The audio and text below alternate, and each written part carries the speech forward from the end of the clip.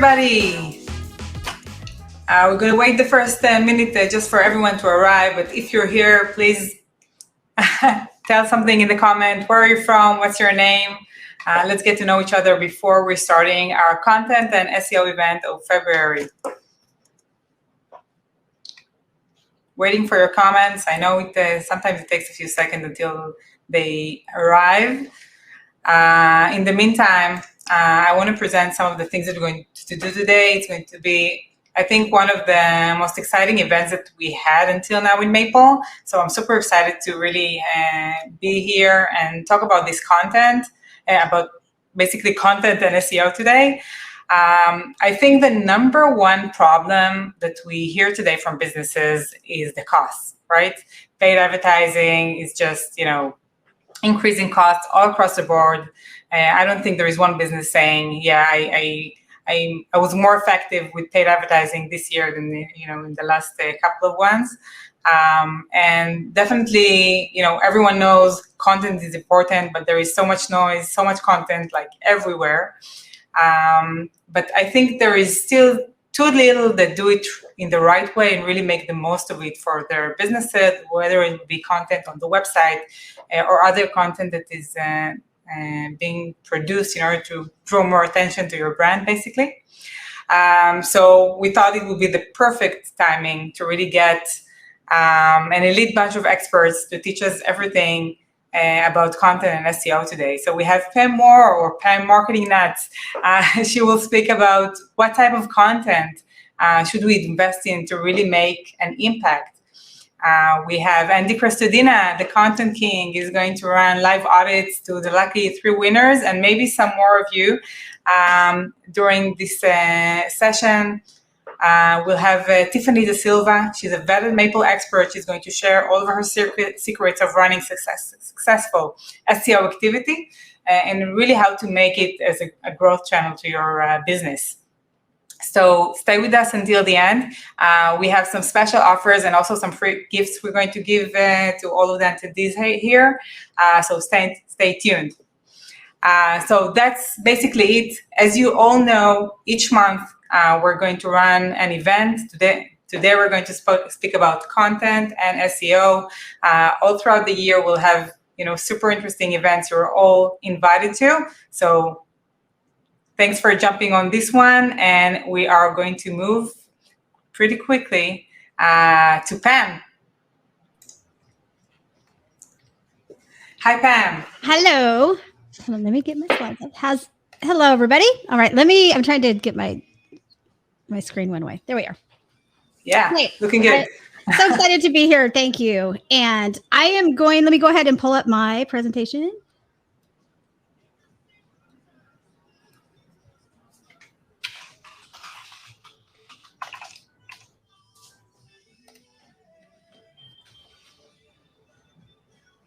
Yeah, you might want to go. My computer's hanging up for a second.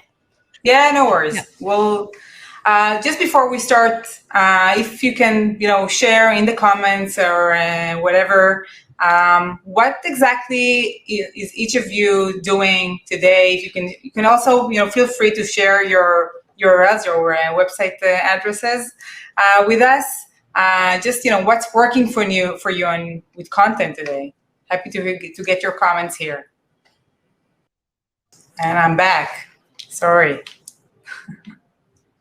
Okay, so getaspire.com, social media manager here. Hey, Ashley. Very nice to meet you. So what you guys are doing in terms of content that's working for you today? casamedia.com. Hey, everyone. Hey, Jake. Hey. Wow. Translator and content creator here. Very nice to meet you. Hi, Jake, CMO at Casa. Okay. End-to-end marketing at the ends, content supervisor and at gag.co. We have the website that Andy is going to audit later today.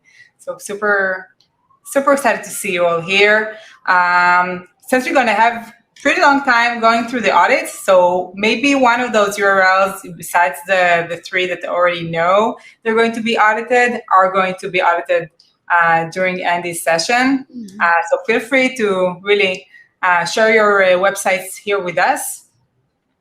A mix of educational and entertaining content gets the best reach for us. That's awesome, Ashley. Super, super interesting. I think that what we see lately is, as a lot of you right here, right now, is, being more focused on the value eventually and the quality and being super relevant to our audience, make the most impact in terms of our content. Where, we've gone through the days that content was all about, getting us up on Google. We need to provide value. So I think a lot of you are already doing it, and it's really good to see. Many Art Studio and App Consultoria. Wow, lots of websites that and a lot of people, great people that joined us today. So super, super happy to have you all here. Besides educational and entertaining content, can anyone share, a specific channel that you saw content is working well for you versus, other channels that you tried?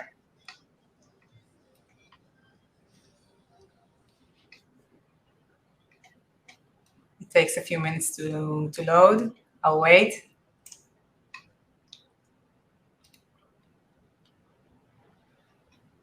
Okay.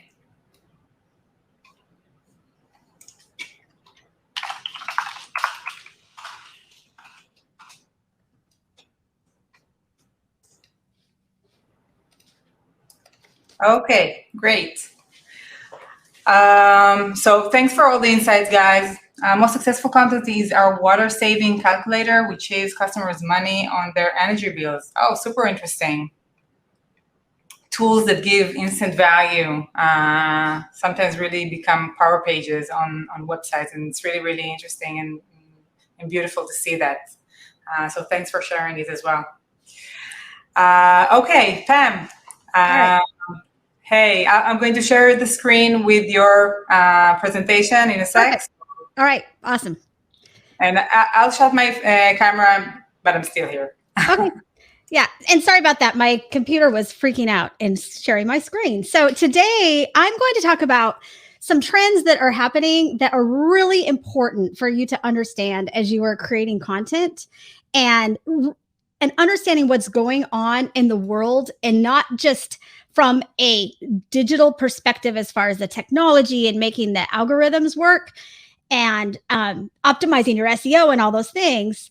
It's thinking about what is really underneath that is driving that algorithm, right? And underneath all of the algorithms are people, and understanding the trends of what's actually happening and where people's heads are at. Because as a content marketer or anything you're doing in marketing and business today, then your number one secret weapon is to understand your audience, right? If you can be the company and the marketer that understands your target customer better than any of your competition, you're going to win.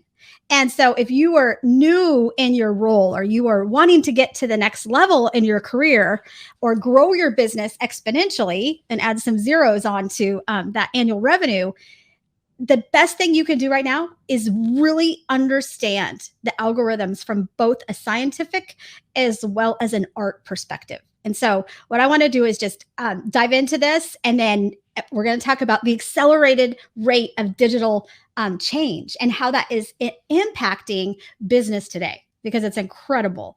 And then we're also at the end, I'm going to do a quick deep dive into some strategies for you for content on LinkedIn, because LinkedIn is one of the most overlooked platforms when it comes to content, and specifically content distribution, and also being able to build your network. And so there is a magic that's happening on LinkedIn.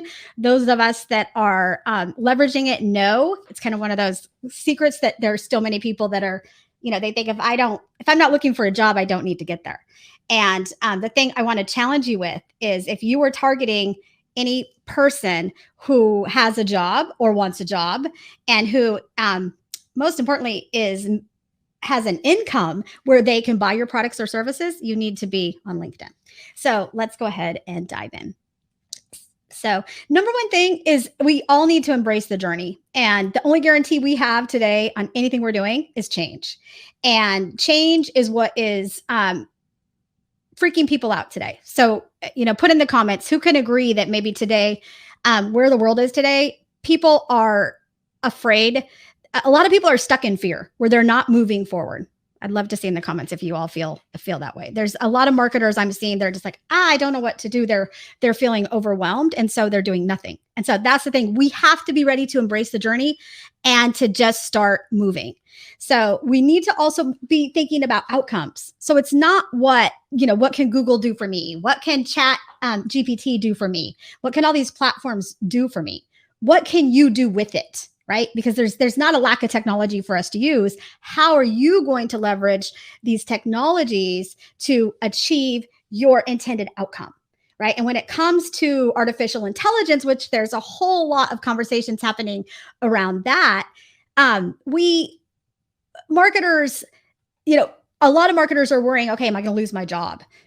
No. Okay. Marketers are not going to lose their job to artificial intelligence. They're going to lose their job to marketers who know how to leverage artificial intelligence to better do their job and to better connect with their customers. So the technology in itself isn't going to make you lose your job or lose customers. But if you don't learn these technologies, it's going to hurt you and impact you in your future.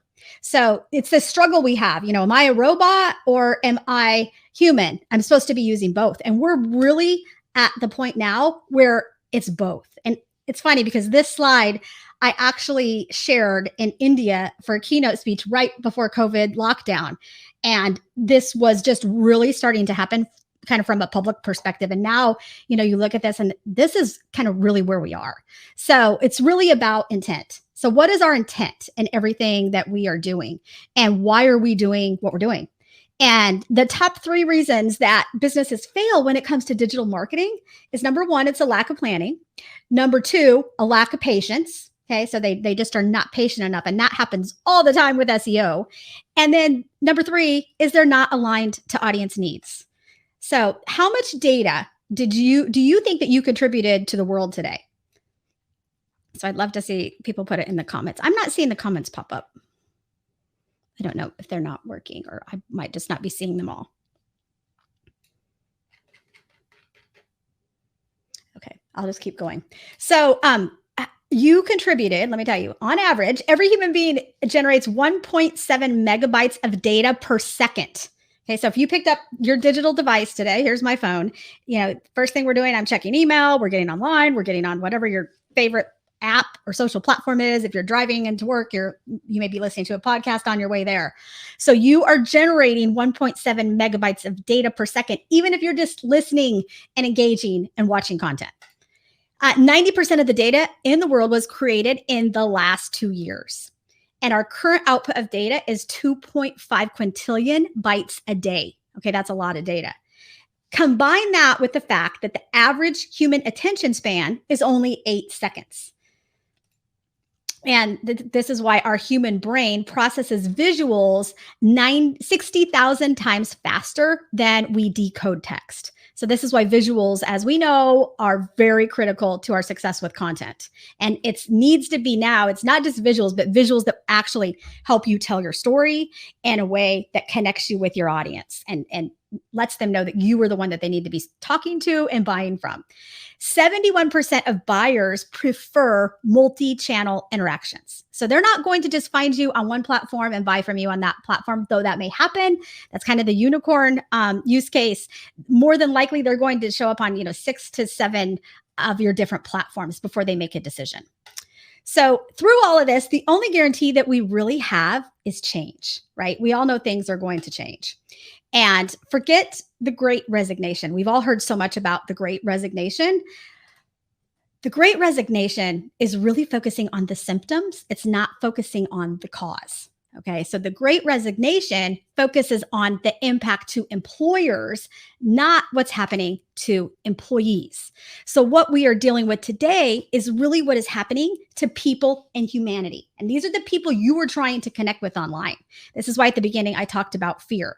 So the intent to leave or stay in a job is only one of the things that people are questioning now as part of their larger human story that we're all living. So a lot of people are thinking about, what is the impact that I am really putting back into the world? Like, am I fulfilled in what I'm doing? There are millions of people that are completely pivoting and changing their careers or what they're doing, or maybe they're never going to go back into the workforce. They may be in a corporate job that's paying them a lot of money, and they're ready to leave to go do something that is more fulfilling.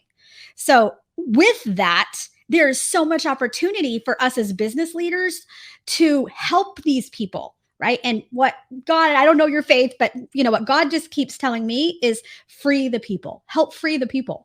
And so I think us as marketers, we can be there to be support, both in a human and in a heart way to our audiences and our customers, but also in a business way. And where the magic happens is when we can combine both of those together. So instead of the great resignation, let's think about it as the great reflection. And this is a time for us to reinvent ourselves, reinvent our value propositions, and really go back into all the things we thought about during the COVID lockdowns, and really think about the value that we are or haven't been offering our clients.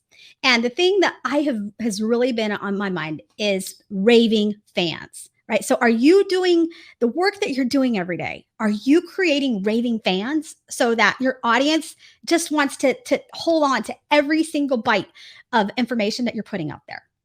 Great example. Yesterday, I had a message come in on my Facebook Messenger inbox from somebody that said, "You're going to see me. I stalked all of your platforms. I was everywhere. You're going to see all these lights, all these notifications. I got lost in your content."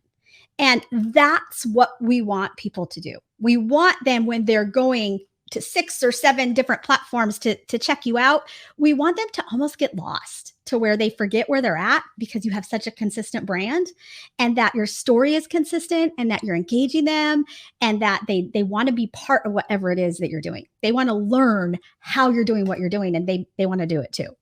So well-being, we've all heard about that. This is real. Right. So during COVID, I spent the last almost 3 years at a client site, a 50-year-old company, helping with digital transformation. And we were consulting with large corporations for mindset and human performance. And so I did a lot of consulting with large organizations, helping them. I saw this real time in the trenches.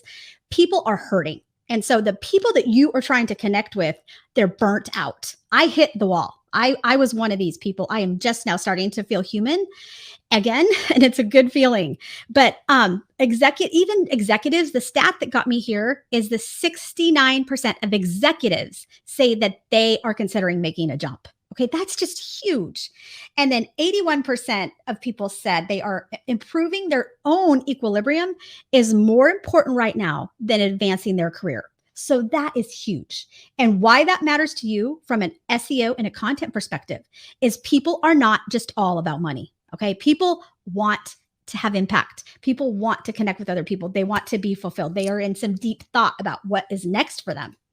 So the thing is, it wasn't supposed to be like this. Did you know that there were futurists back from the 20th century, and they predicted that all of this technology was actually going to save time, and it was going to make leisure abundant? Is that what we're all experiencing today? When looking at the future back in 1930, the big concern was, how are we going to use all this extra time from this technology that we are creating?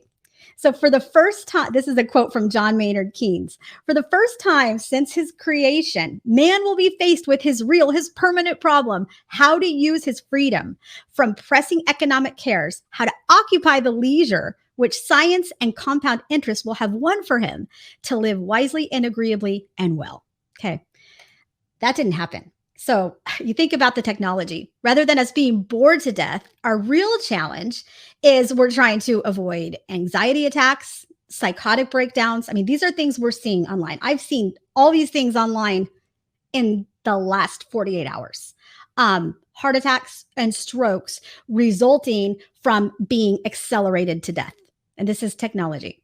So if a competitor makes an improvement, we must make an equal or greater improvement just to stay neck and neck with them, right? So if we stay the same, then we are going to fall behind. So change is something that we have to embrace.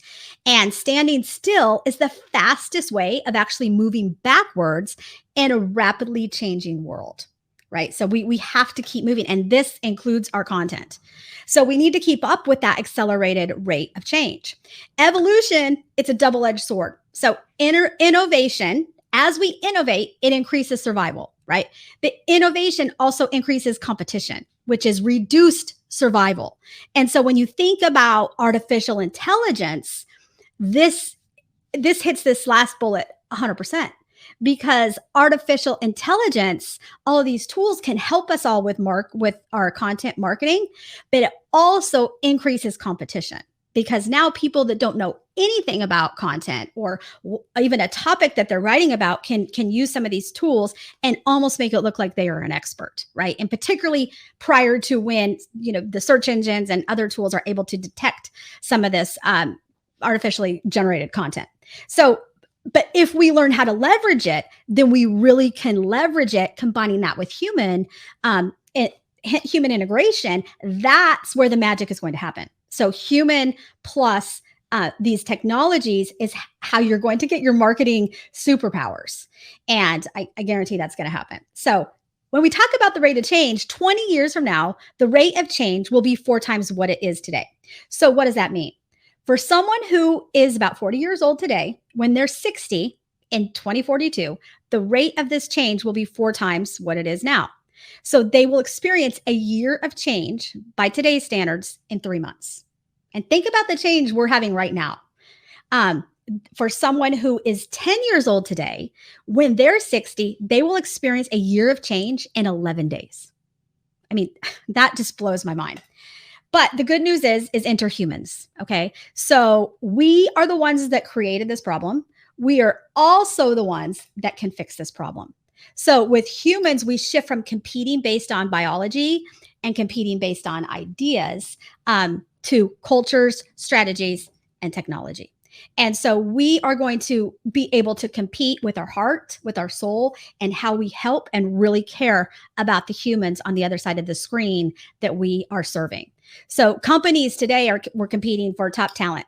Employees are competing for the open positions, though in some industries, right, there's a surplus of those positions. Employees are competing to move up the ladder. Companies are competing for investors. Investors are competing for the best startups. Companies compete against each other with their products and services.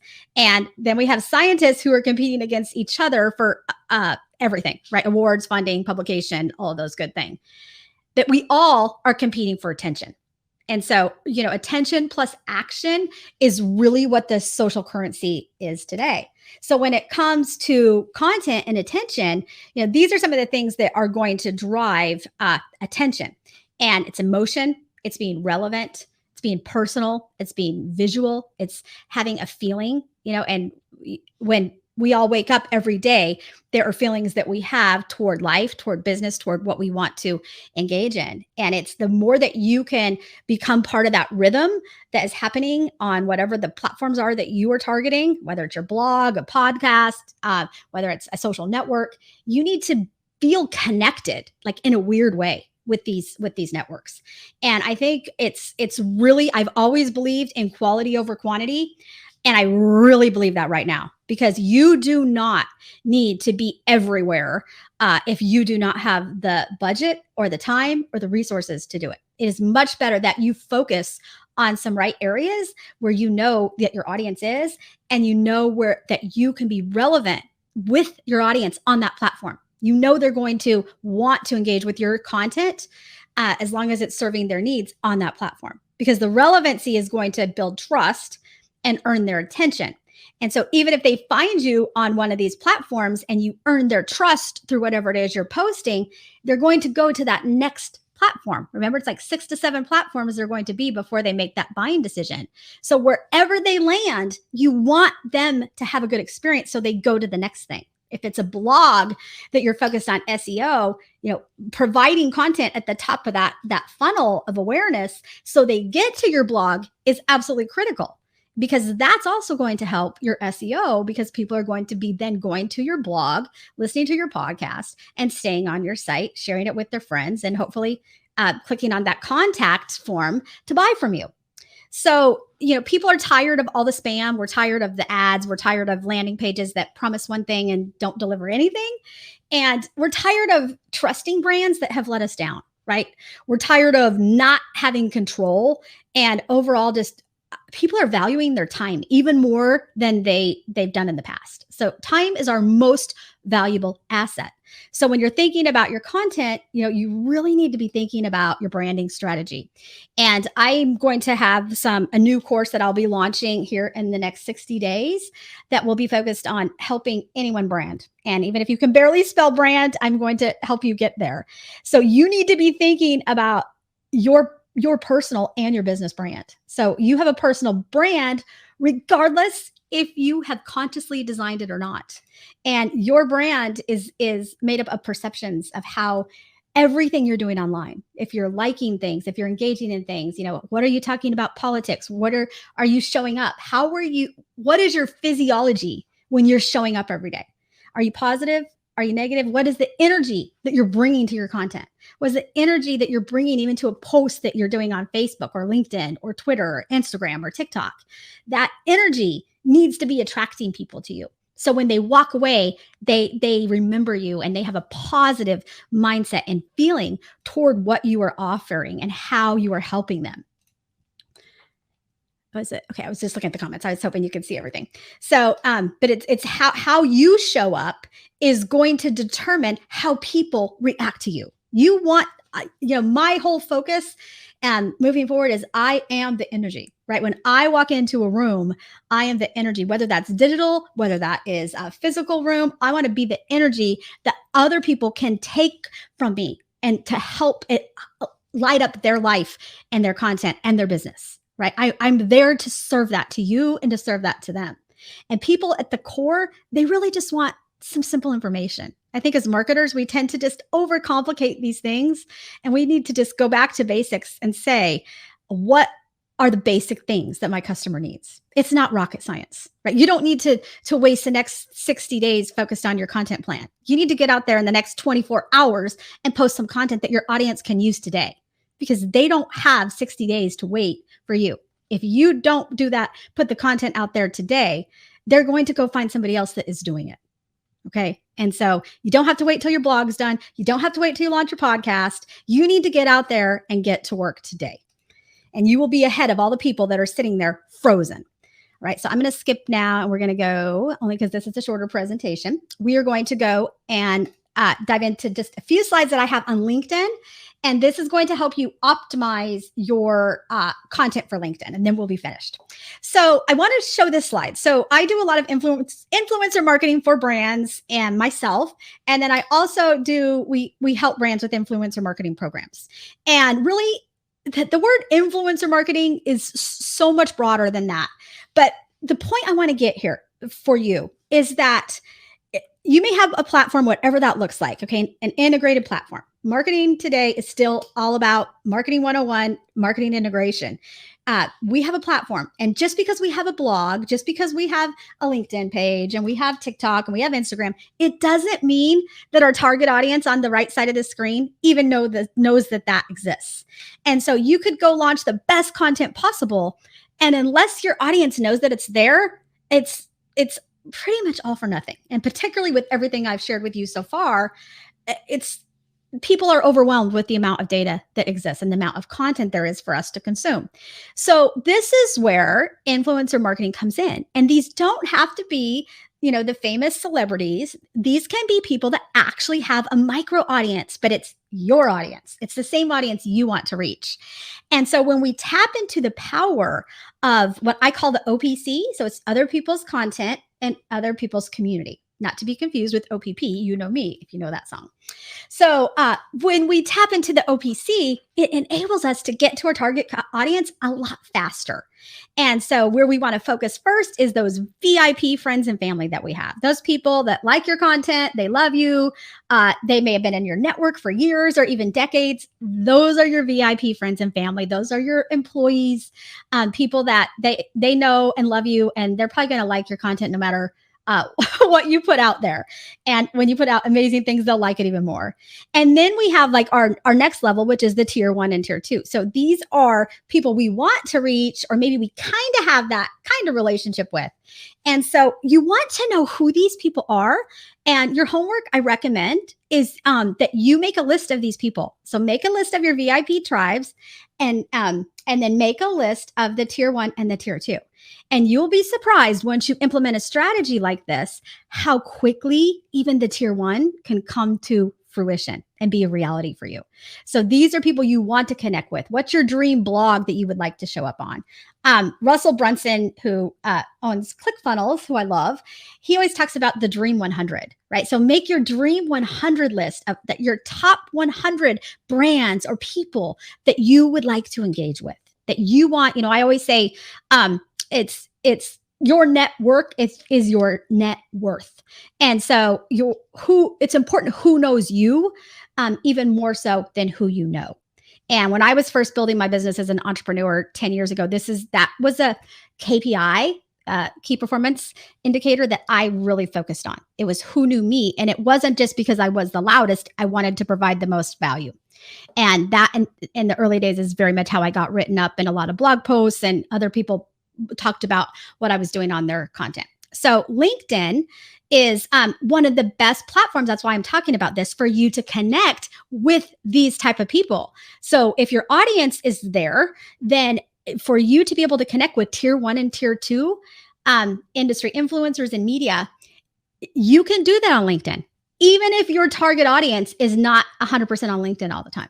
So I just want you to open your mind, your mind to a new perspective to look at this. LinkedIn has, I'm not going to go through all these stats, but they have 830 million users across different geographies, and it's just, there are people right now that are jumping to LinkedIn, and it's reminding me of like a professional Facebook, to where it's kind of like the good old days of Facebook. And there is a lot of content on there, which I'll show you, on topics of well-being and those types of things. But LinkedIn has 25% is a senior level audience. So those are people who can make buying decisions, business decisions. Over 55 million companies are listed. It's the second most popular platform for B2B marketers, second only to Facebook. And for your content on LinkedIn, so when we talk about SEO and the algorithm, the higher the value your content is, the higher in your feed the post is going to be. And so this means content that you are engaging with. So very much like all the other platforms, if you are engaging with content that is about politics, or content that is negative, or content, whatever the content is, that also starts to become your brand on LinkedIn. Okay. And some of the other platforms are like this too. So LinkedIn sees, oh, this is the type of content that Pam is interested in. And so LinkedIn has a KPI, which they call people talking about things you care about. Okay. So when I log on to LinkedIn, LinkedIn is going to push me content based on what interactions I've had, what content have I shared. And then when you're creating content, it's doing the same thing. So you want to play both sides of that, and think about the interactions that you're having, and what content you are sharing and engaging in. So LinkedIn likes to focus on what is better conversations. So participants, relevant and interesting to you. So people that are interesting to you, the hashtags that you follow, your people that you follow, the pages that you follow and are engaged with, and then post things that can encourage a response. And I've been testing this a lot lately, adding the words like, do you agree? And what I have found recently, if you put that higher up in the post, like right after a first sentence, it is performing, exceptionally better. So I can have the same content in there that says, do you agree? And it could be toward the bottom of a text with an image or whatever the post may be. And it performs exponentially better if I put it toward the top. So like one sentence and then ask the question. And don't say, click the link. Don't say those types of things, because those are not going to that's going to hurt you more than it's going to help. And the other thing is making sure that when you are tagging people, that you're tagging people that you think are going to engage with you. So I have seen, and with our clients too, a drop in engagement when you're tagging too many people, or even like one person, if you tag a brand and that brand doesn't engage with you. So you want to tag people that, and brands that you think are going to engage with you. I know sometimes we need to post content that for a brand maybe we're working with that we know they may not engage, so we have to do that. But I would encourage you, when your audience engages with your content, do them the favor too. Okay, do them the favor of go and like the content. Make sure you're doing social listening, engage, so it'll help, because that is going to help your content better perform from content performance and SEO perspective. And then use mentions, so use them, but use them wisely, and then keep that conversation going.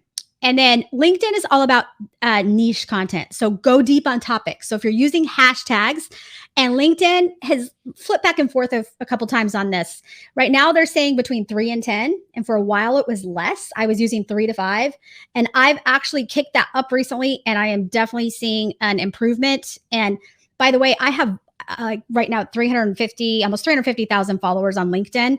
I've been on there since the platform was in beta. And so when I do these tests, it's usually pretty sound data that I get back from it that I can share. So when you're creating hashtags, you want to go deep. So if you're in management, I have this example here, performance management versus just management. So if you are doing, something with content or something, if you're a real estate agent, whatever it may be, you want to go to that next level and provide that content. So maybe have like 1 or 2 hashtags that are your umbrella, high level hashtags, and then have others that go deeper. And anyone who knows me, you know that I am a hashtag junkie, and I admit it, and I'm proud of it. So make sure that you're just being yourself. Authenticity is going to reign on LinkedIn like it is anywhere else, and just have some real conversation with people. I have met so many amazing people, even recently, people that I'm going to be hiring for project-based work. And we have just met in some real ways. I got brought into this team and community that I'm so happy to be part of now and to learn more about. And that happened through LinkedIn, right? So there's opportunities that are out there for you. And you can increase your lead conversion. You can build community and connection with some real professionals on this platform. So you can take a screen capture of this if you want. So this is some of the content that is working really well today.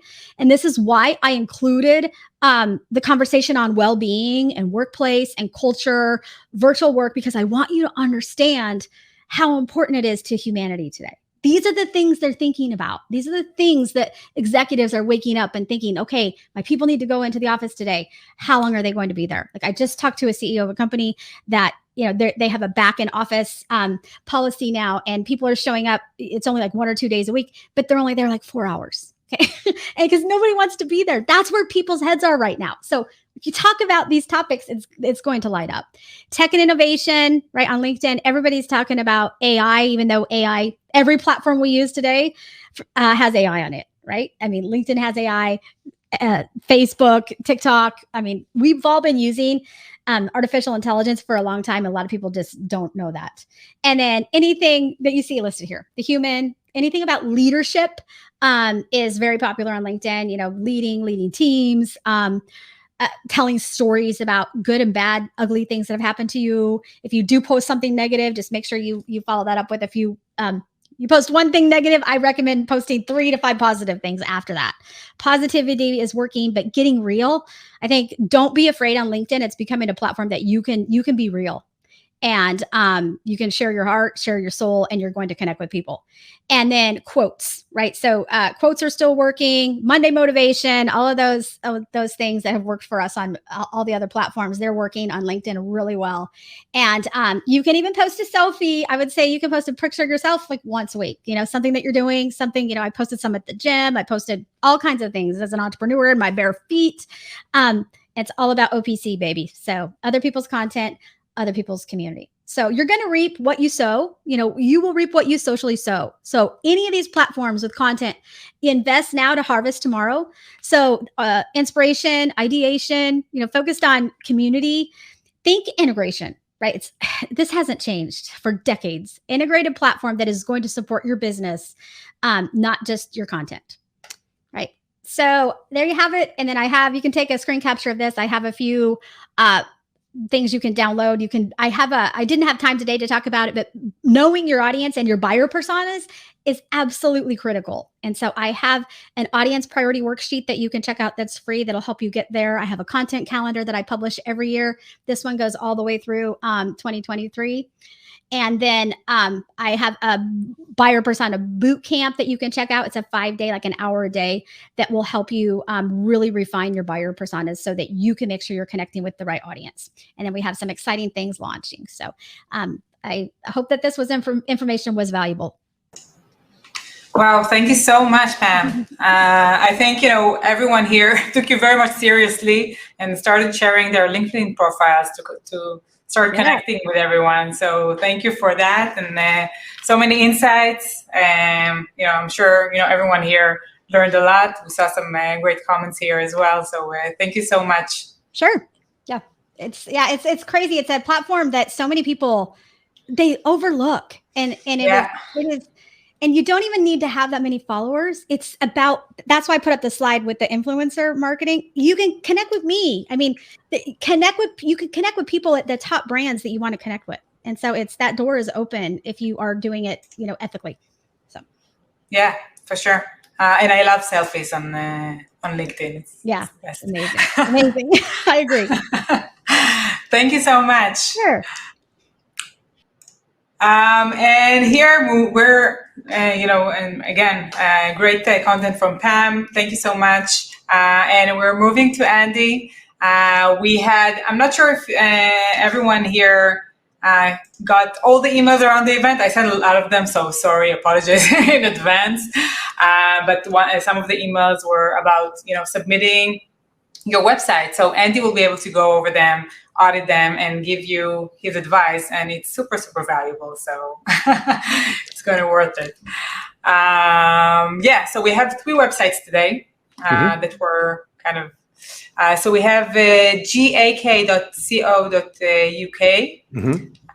We have nutrition9.ca, and we have modlighting.com, right? I am ready. Should we do this? Okay. Yeah, let's jump in. Okay, I'm excited.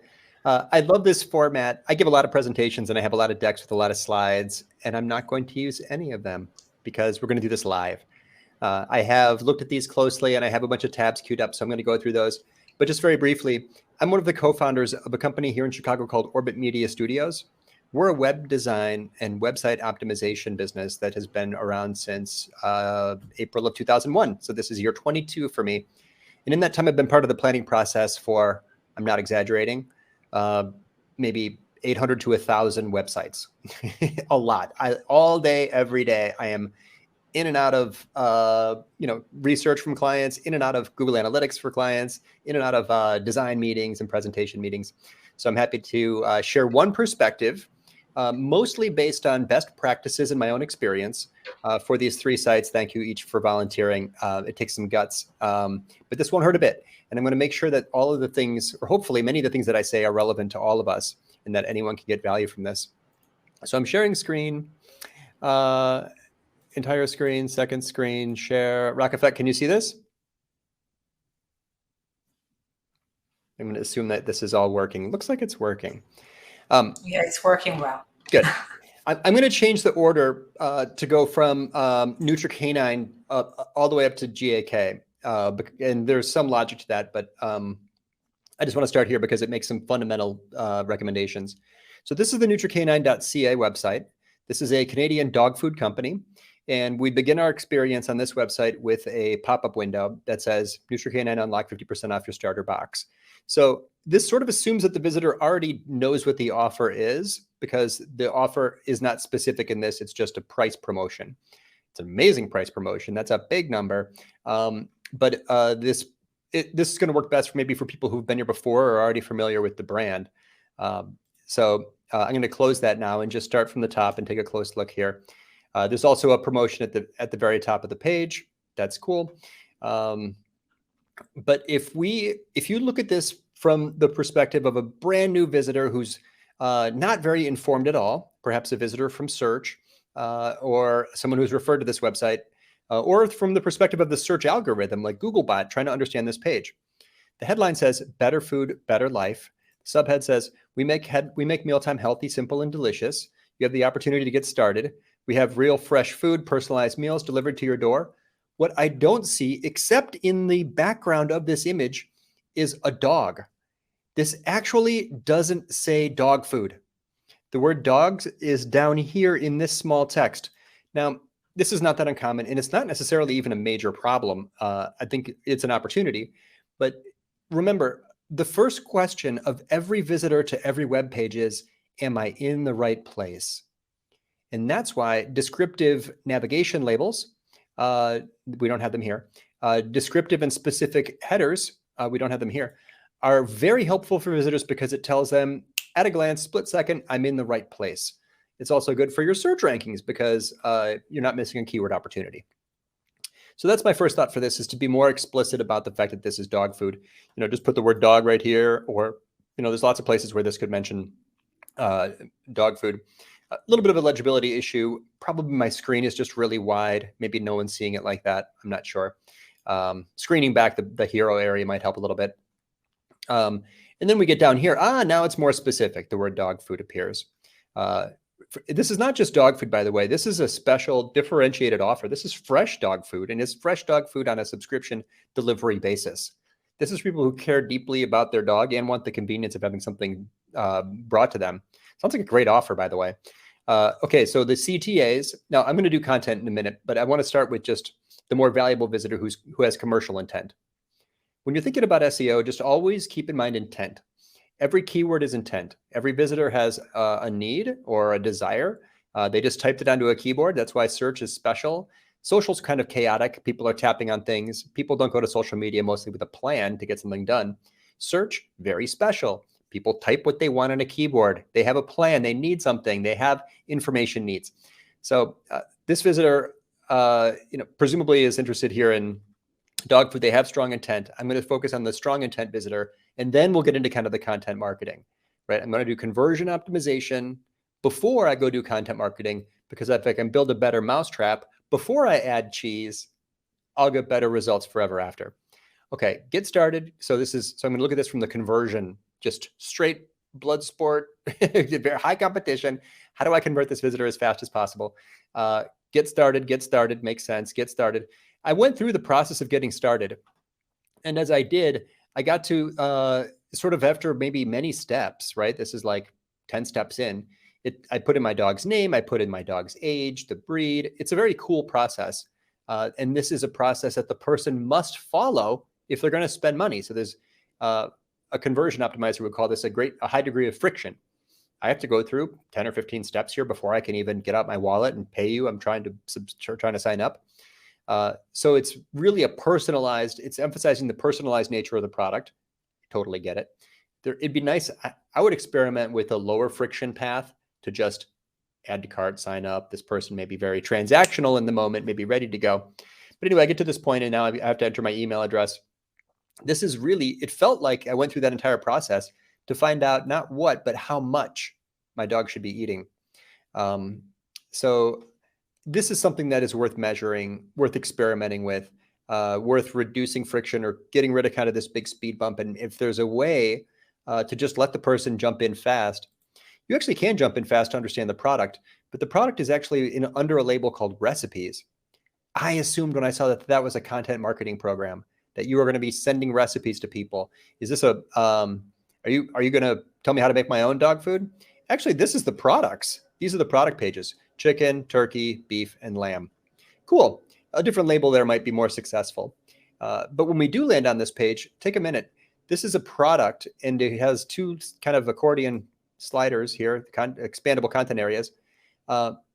If there's someone on the internet looking for fresh chicken dog food because they know their dog just loves chicken. This site does not have a page. This is SEO. This site does not have a page about fresh chicken dog food.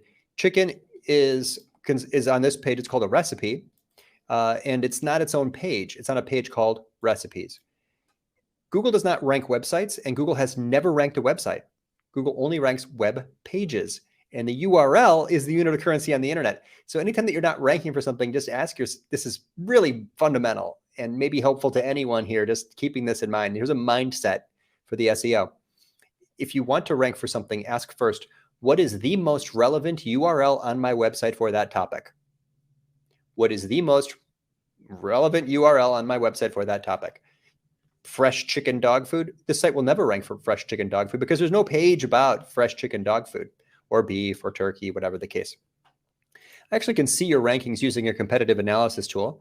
I've put you into SEMrush, a very popular, very powerful tool for SEO. Useful to me because I don't have your analytics or your Google Search Console. If I was a member of your team and I had access to all of the tools, I would do this in Google Search Console instead. Google Search Console is kind of the primary source for this data. Worse in some ways, better in some ways, but this is certainly helpful for us now because I'm on the site. And when I go here, I just want to look at the commercial intent phrases, people just looking for food.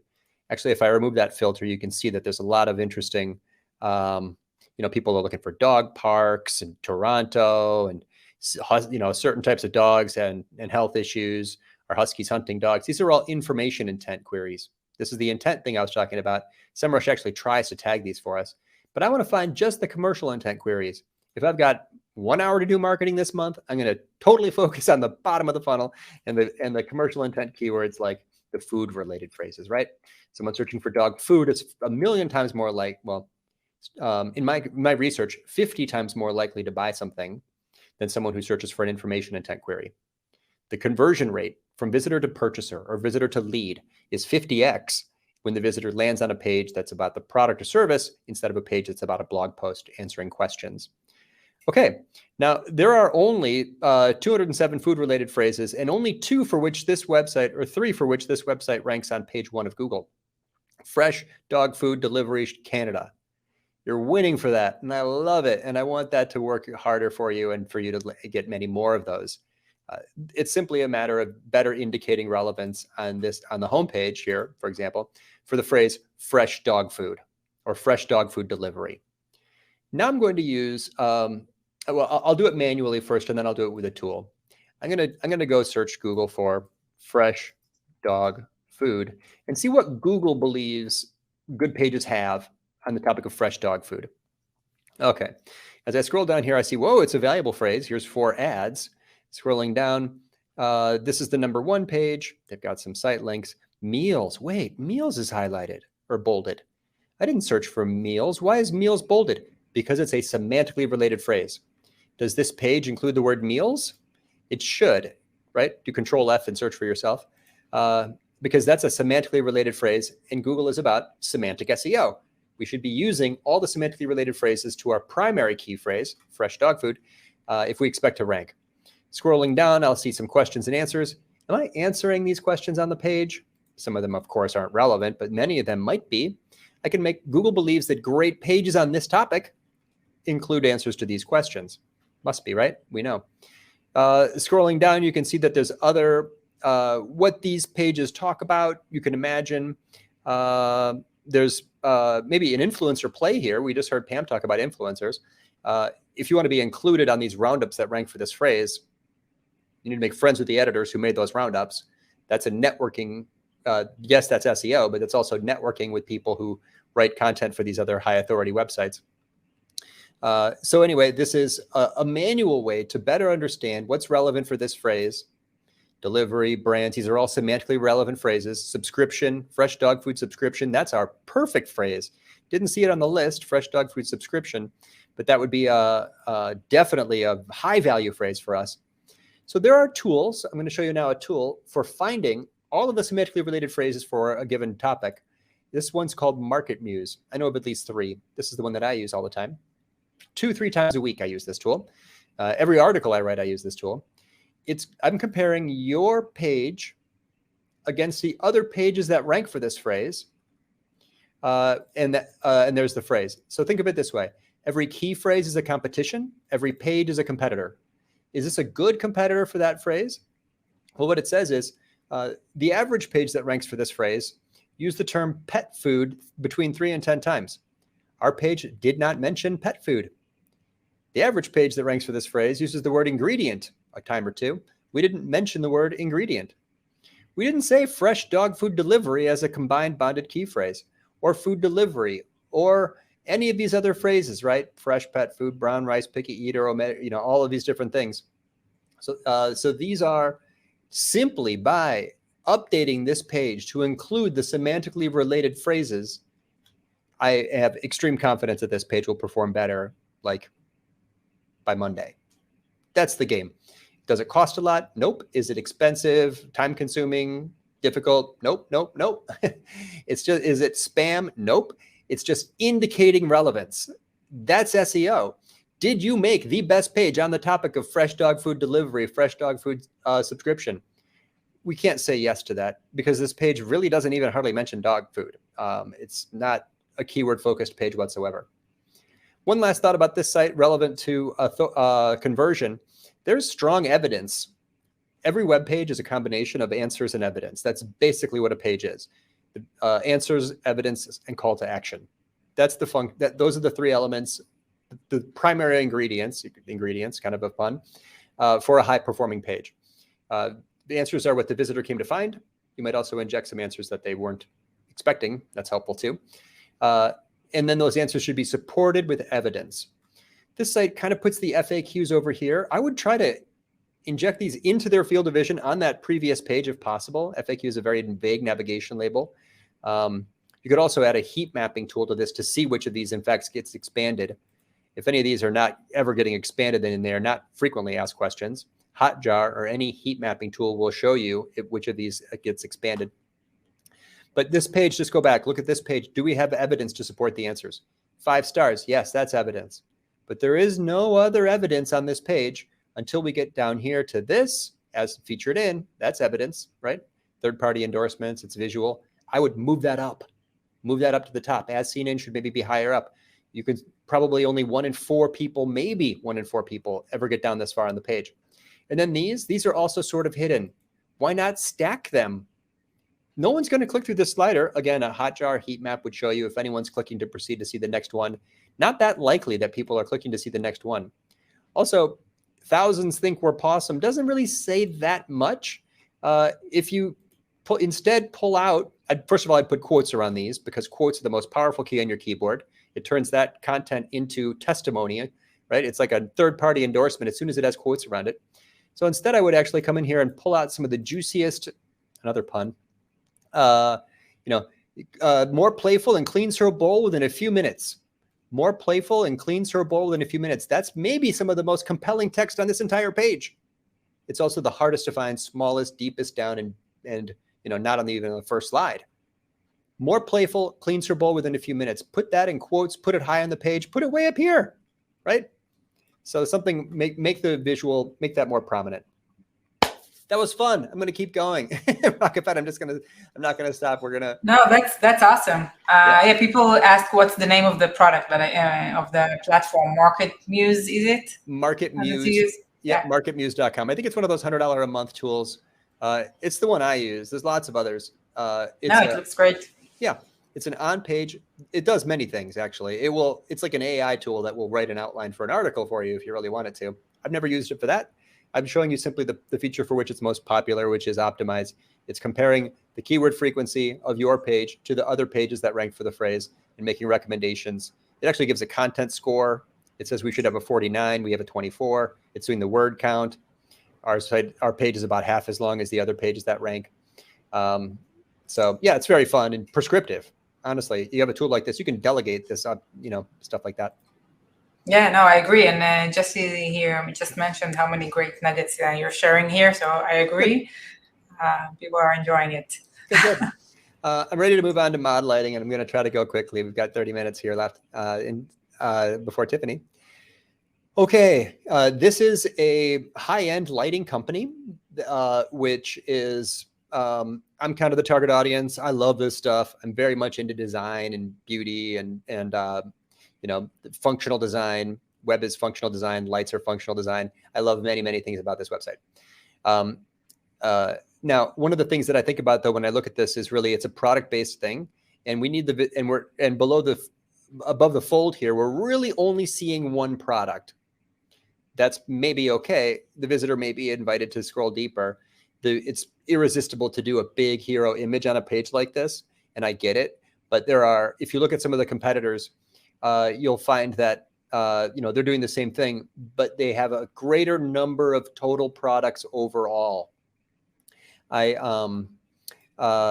This reminds me of partly why Amazon probably wins. It makes the site look a bit more like a catalog. It doesn't feel as high end, but our job is not to just be high end. It's also to help people dig in and entice them quickly.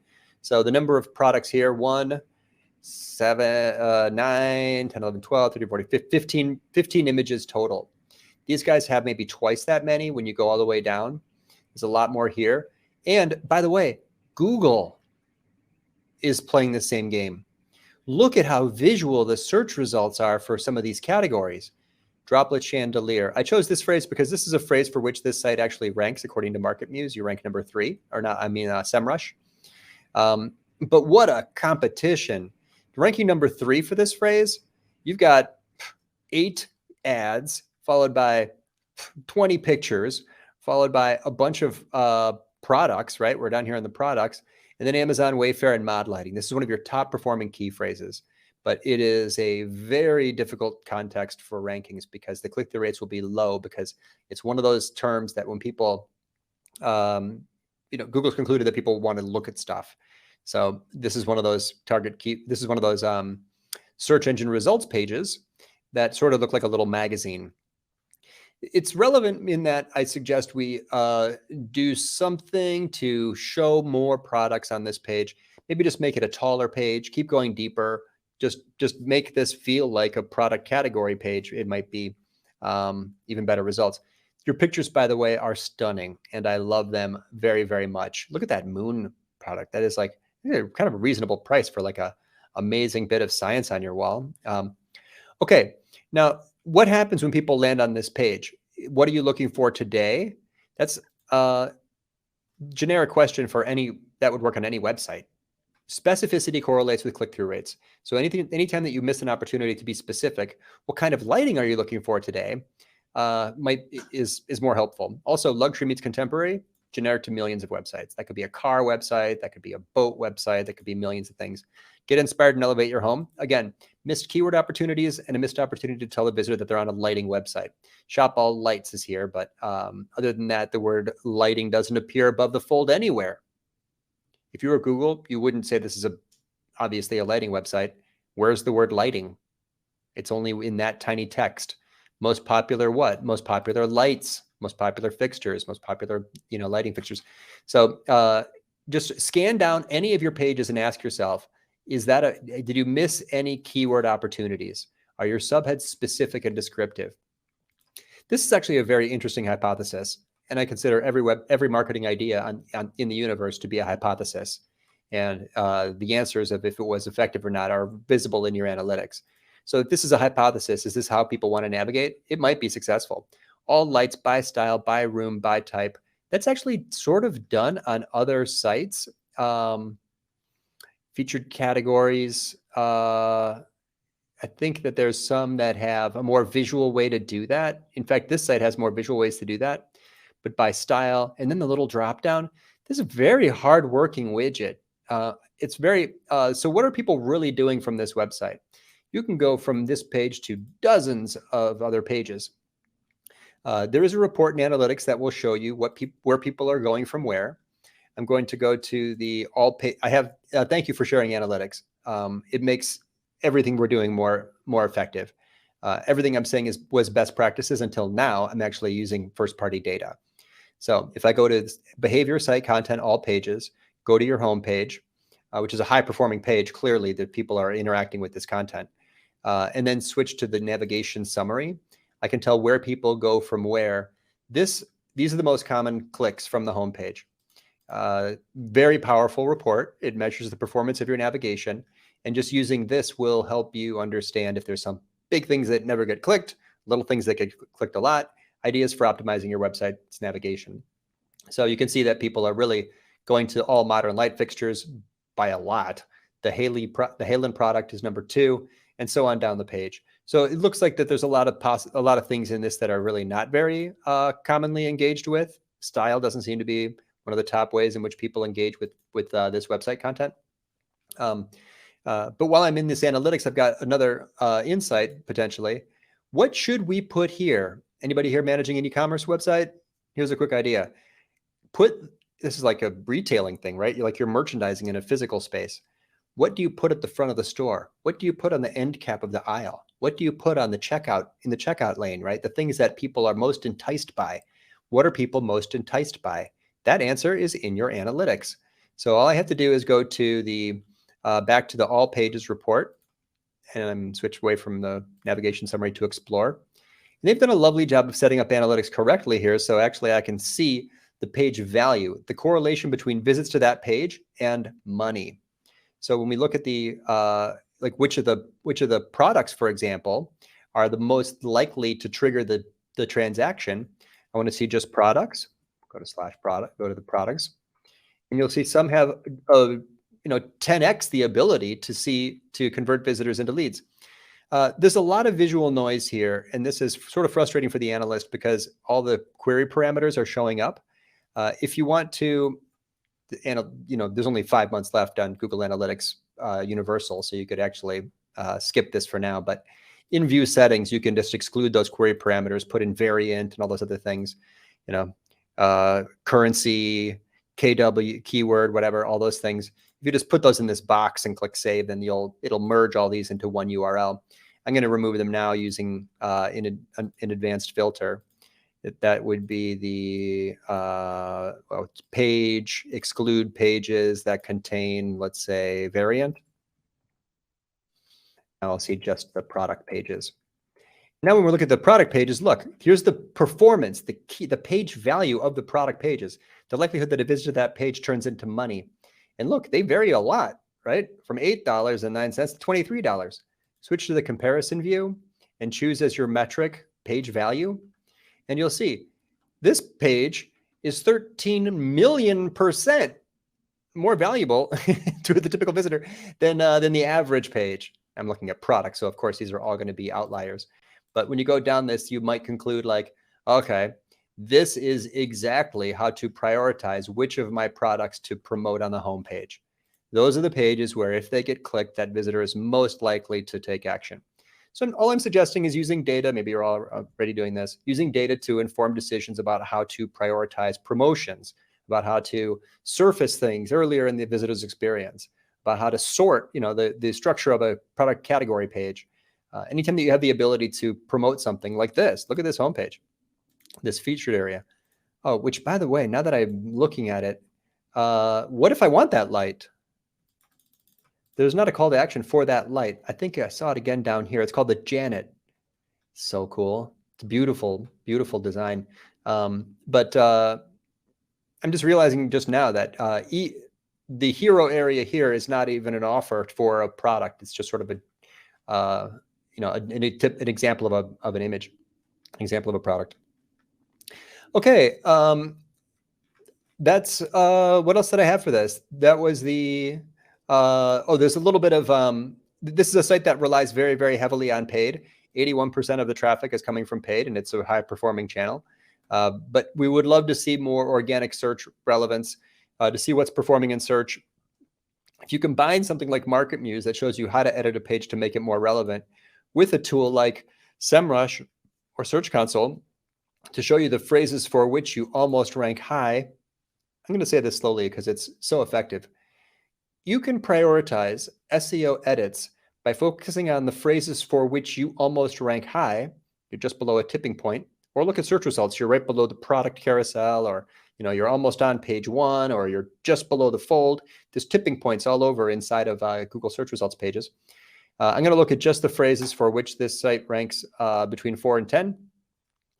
Oriental lighting, you're ranking number 5. That is a collections page. If we go look at that collections page and then Oriental lighting. And if I were to run that through, say, Market Muse for the phrase Oriental lighting, this is, again, just a soup. It's going to take a second here because it has to scrape the top 20 pages that rank for the phrase.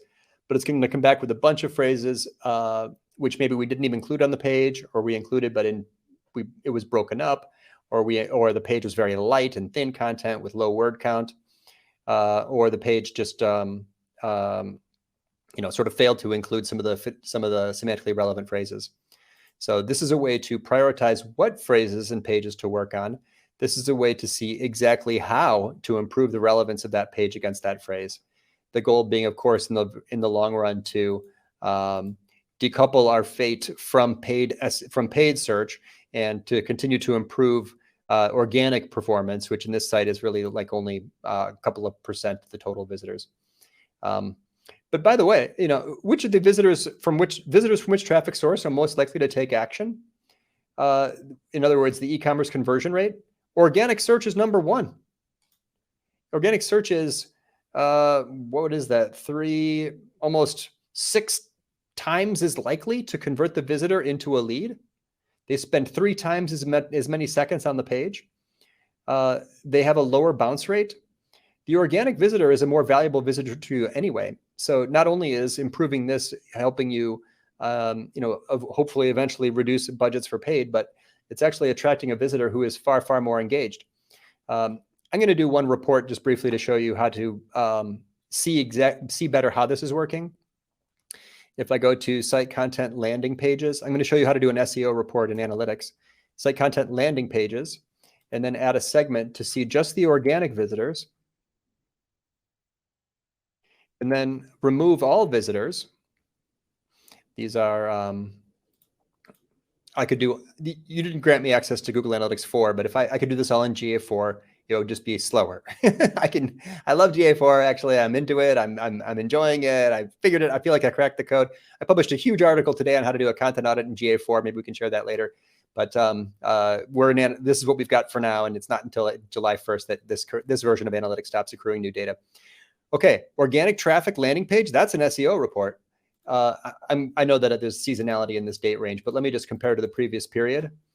This report is now showing you the change in your search performance per URL. Homepage, flat. Halen, up a smidge. Dining room light fixtures, up a lot. Do you see what I'm doing? The change in organic traffic per landing pages over time. And you can start to see, like, this is really like an early warning system. There's some pages that you can see are just doing great, other pages that are not performing well at all.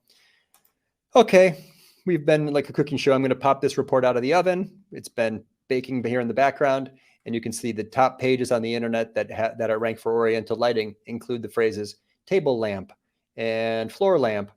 Premier League, ignore that. That's noise. Who cares? Just scan past it. That's a soccer or football term. We don't care. Lots of noise in here, of course, right? Garden Festival, ignore it. Oh, I see why. Oriental lighting. That's interesting. I didn't search for the phrase. You haven't done the keyword research until you've actually searched for the phrase. Light bulbs. Yeah, probably should mention that. Outdoor lighting. Yeah, probably should mention that. So this is an example of a page that has a lot of SEO opportunity. Content score it gave us is only 10. Suggests we get that up to 32. Word count is only 500 some. It suggests we get that up to close to 800. So that's which pages to work on, the pages for which you almost rank high, how to work on them, incorporate closely related key phrases through semantic SEO, and then rinse and repeat. Whew. Rocket Bottom ready for number 3. Wow. You're good? Yeah. Everyone is asking about GA here, so GA4 here. So I think it would be great to get what you wrote today once you can share it. Yeah. Someone found it. It's how to do it. Marcus found it. Orbit Media. Yeah. Okay. It's for content marketers, and it's how to measure the performance of content across promotion channels using GA4. Knowing that, and we just saw this, some have 10x the visibility, some have 10x the conversion abilities. We just reviewed both of those. I called it page value.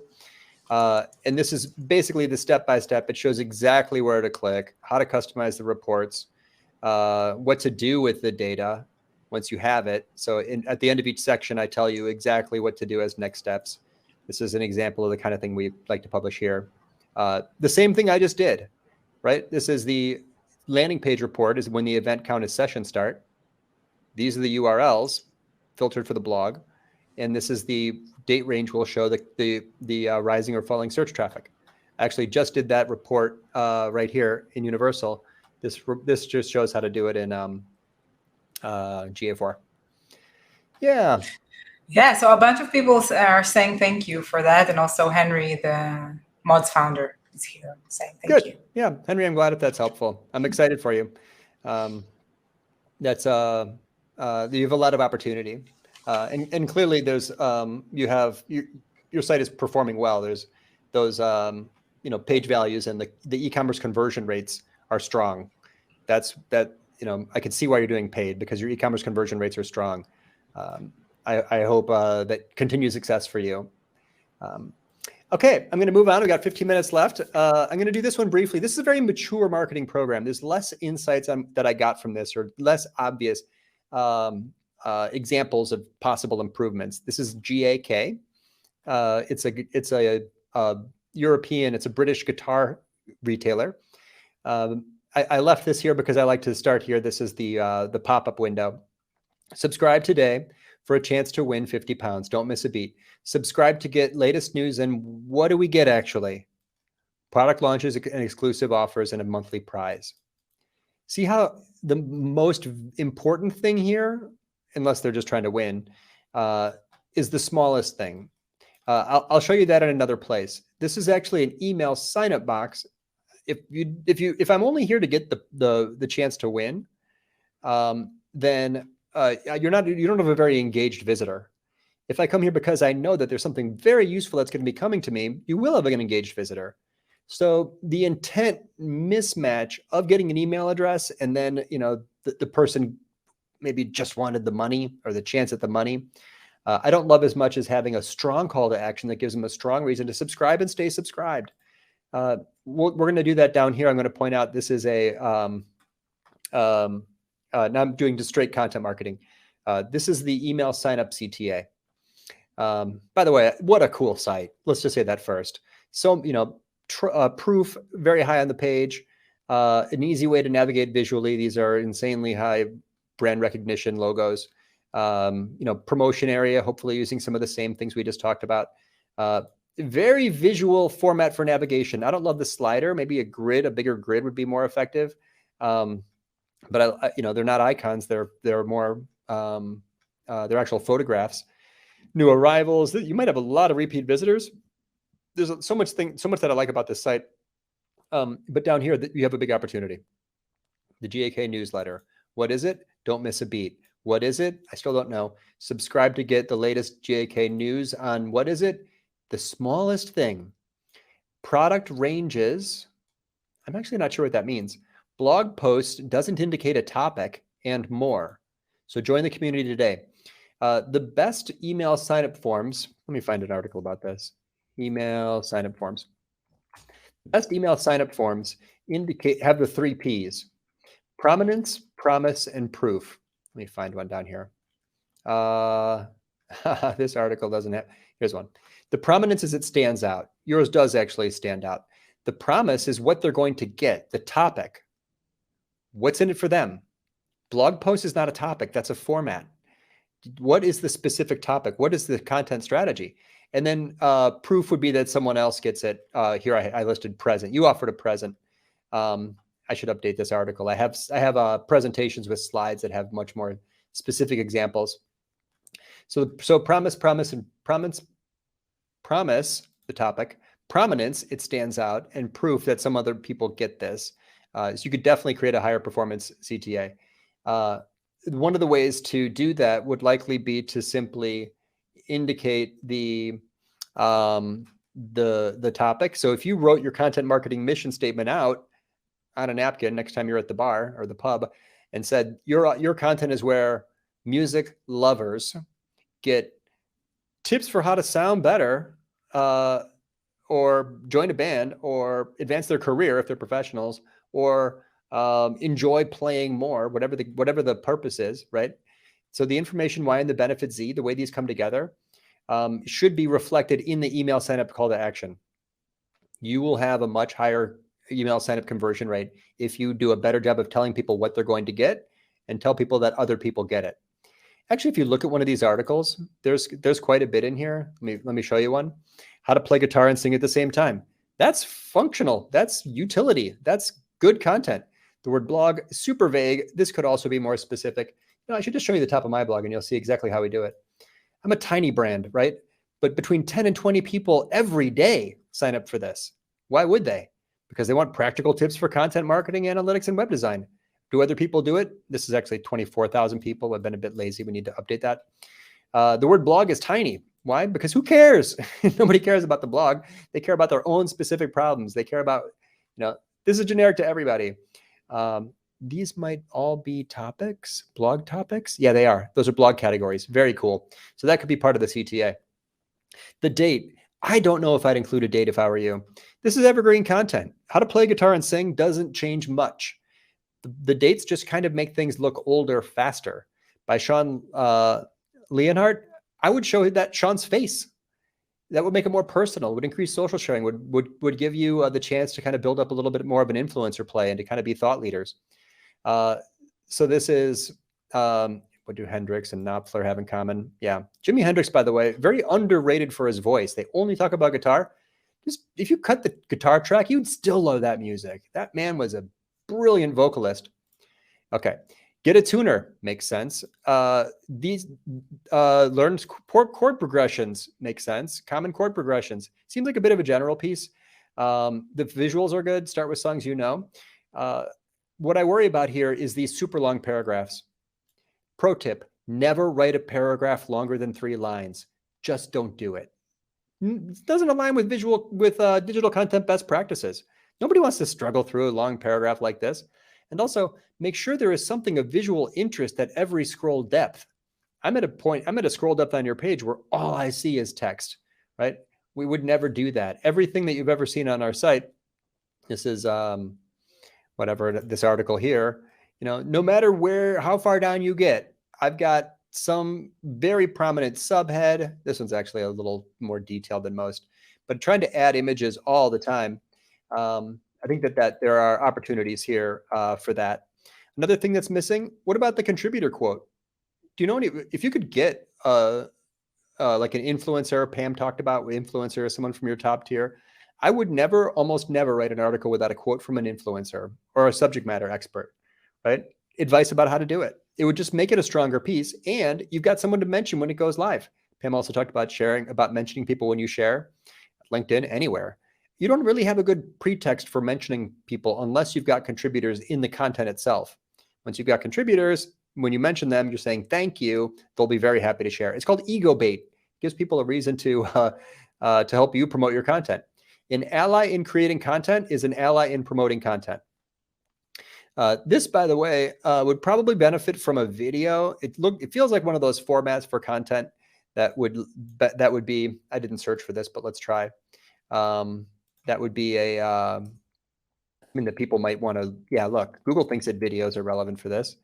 And would it hurt you at all to put this person on, to embed this video on the page? Not at all. Not at all.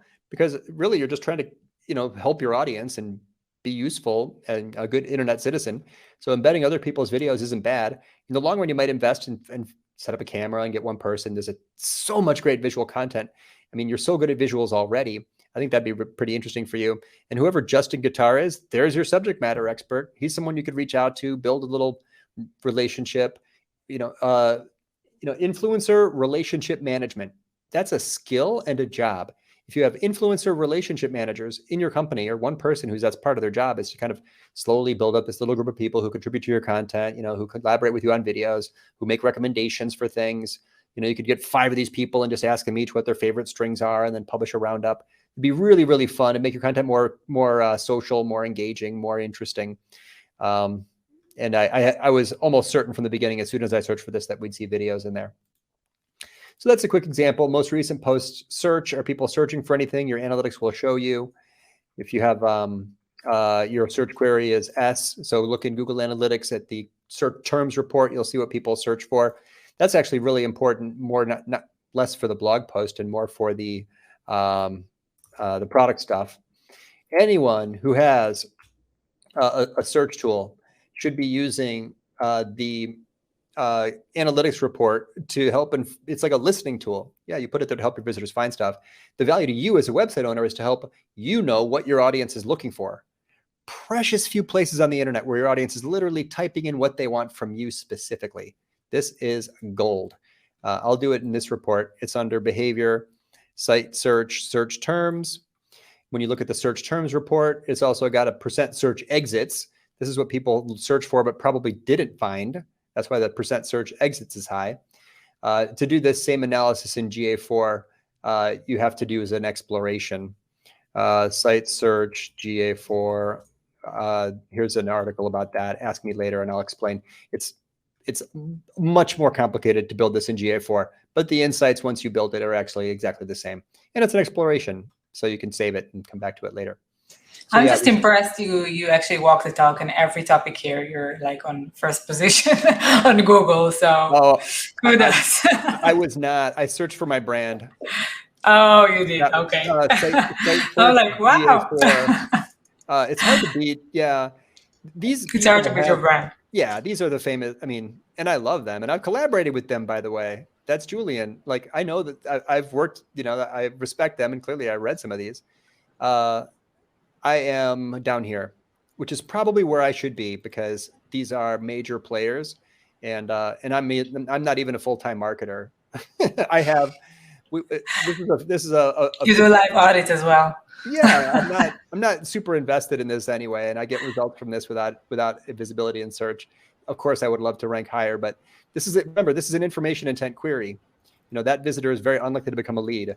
Chicago web design, this is a money phrase that is worth a lot to me, and I'm crushing it. I outrank all my competitors. So this is again, intent, prioritization. What's the more valuable thing? Anytime that you're doing optimization or marketing in general, always start with the bottom of the funnel. Focus on the bottom of the funnel. The closer you are to the demand, the actual lead or the dollars for e-commerce, the higher the impact of the change. So the people who are like, oh, how could I get more engagement on TikTok? What if you had way better engagement on TikTok? Would that really generate much more money for you? What if you ranked higher for a commercial intent key phrase?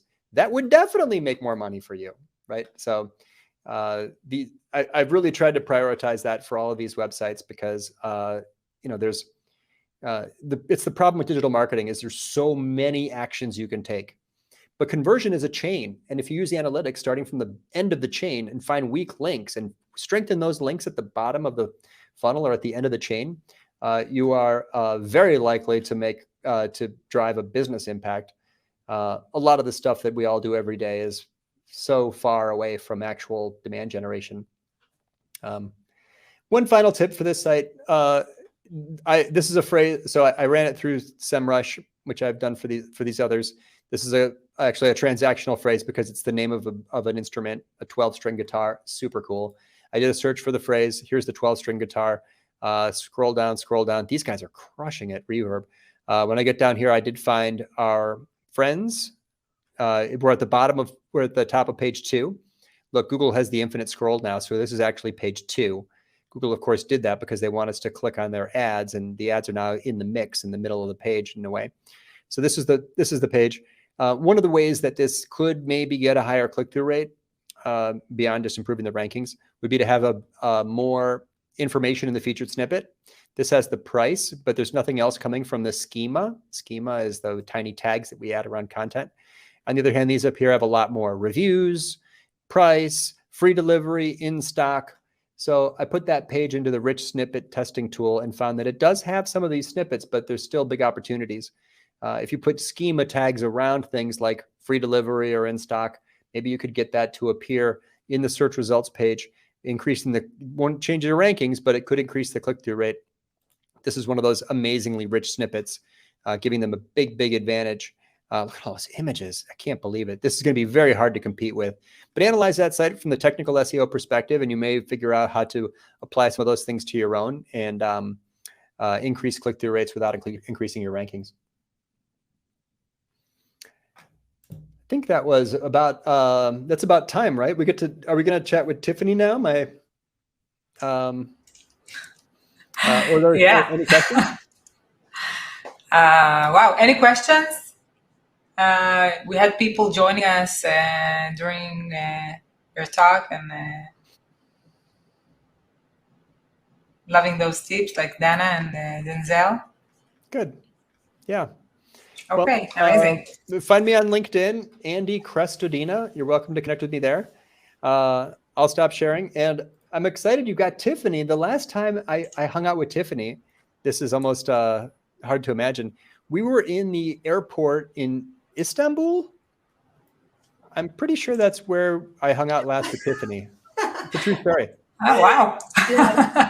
I didn't know it. He made me do, that email thing that you saw, the content, he made me do that in the plane, and I had to meet him at the next stop and show him what it was. So if you don't think he walks the walk, don't be fooled. Thank you for the opportunity. Tiffany, great to see you. Thank you. This is the first time I get to be actually talking. Like usually I go right before Andy, so now I get to go after him, and I'm a little bit nervous. So I've gone after you, and it was tough. Now we're even. So this is exciting. Thank you. Oh, Andy, thank you so much. Everyone here is saying thank you on the comments. So it's been a pleasure. Take care. Okay, bye-bye. Thanks a bunch. Bye, Andy. And please welcome Tiffany. That was introduced by Andy. I didn't know you guys know each other, so it's super exciting. Let me see. Very cool. So while you're preparing with the screen and everything, Tiffany is part of our community, actually. So she's a vetted Mayple expert. Lots of very, very happy customers working with her. So super happy to have you here on the event today. Mm-hmm. Can you see my screen? It's saying that it's... Yep, now we can see it. Perfect. I'm removing myself. And I am so excited to start. And what was so great about listening to Andy speak is that there's so much stuff that he talked about that I get to tell you kind of how to do, or kind of my way of looking at it. So this is it's going to work really well. So today I'm talking about cracking the SEO code, a step-by-step guide to analyzing and outperforming your competitors. So we saw a little of that just now with Andy kind of looking at the search engine results pages and seeing, who else is showing up next to you. And there's a lot of questions we could be asking, in order to see, what could I be doing better to maybe get to outperform my competitors, or just get a little bit higher in the search engine results pages. But before we start, let's just talk about competitors. And we kind of, he mentioned it a little bit there, but there's two kinds of competitors.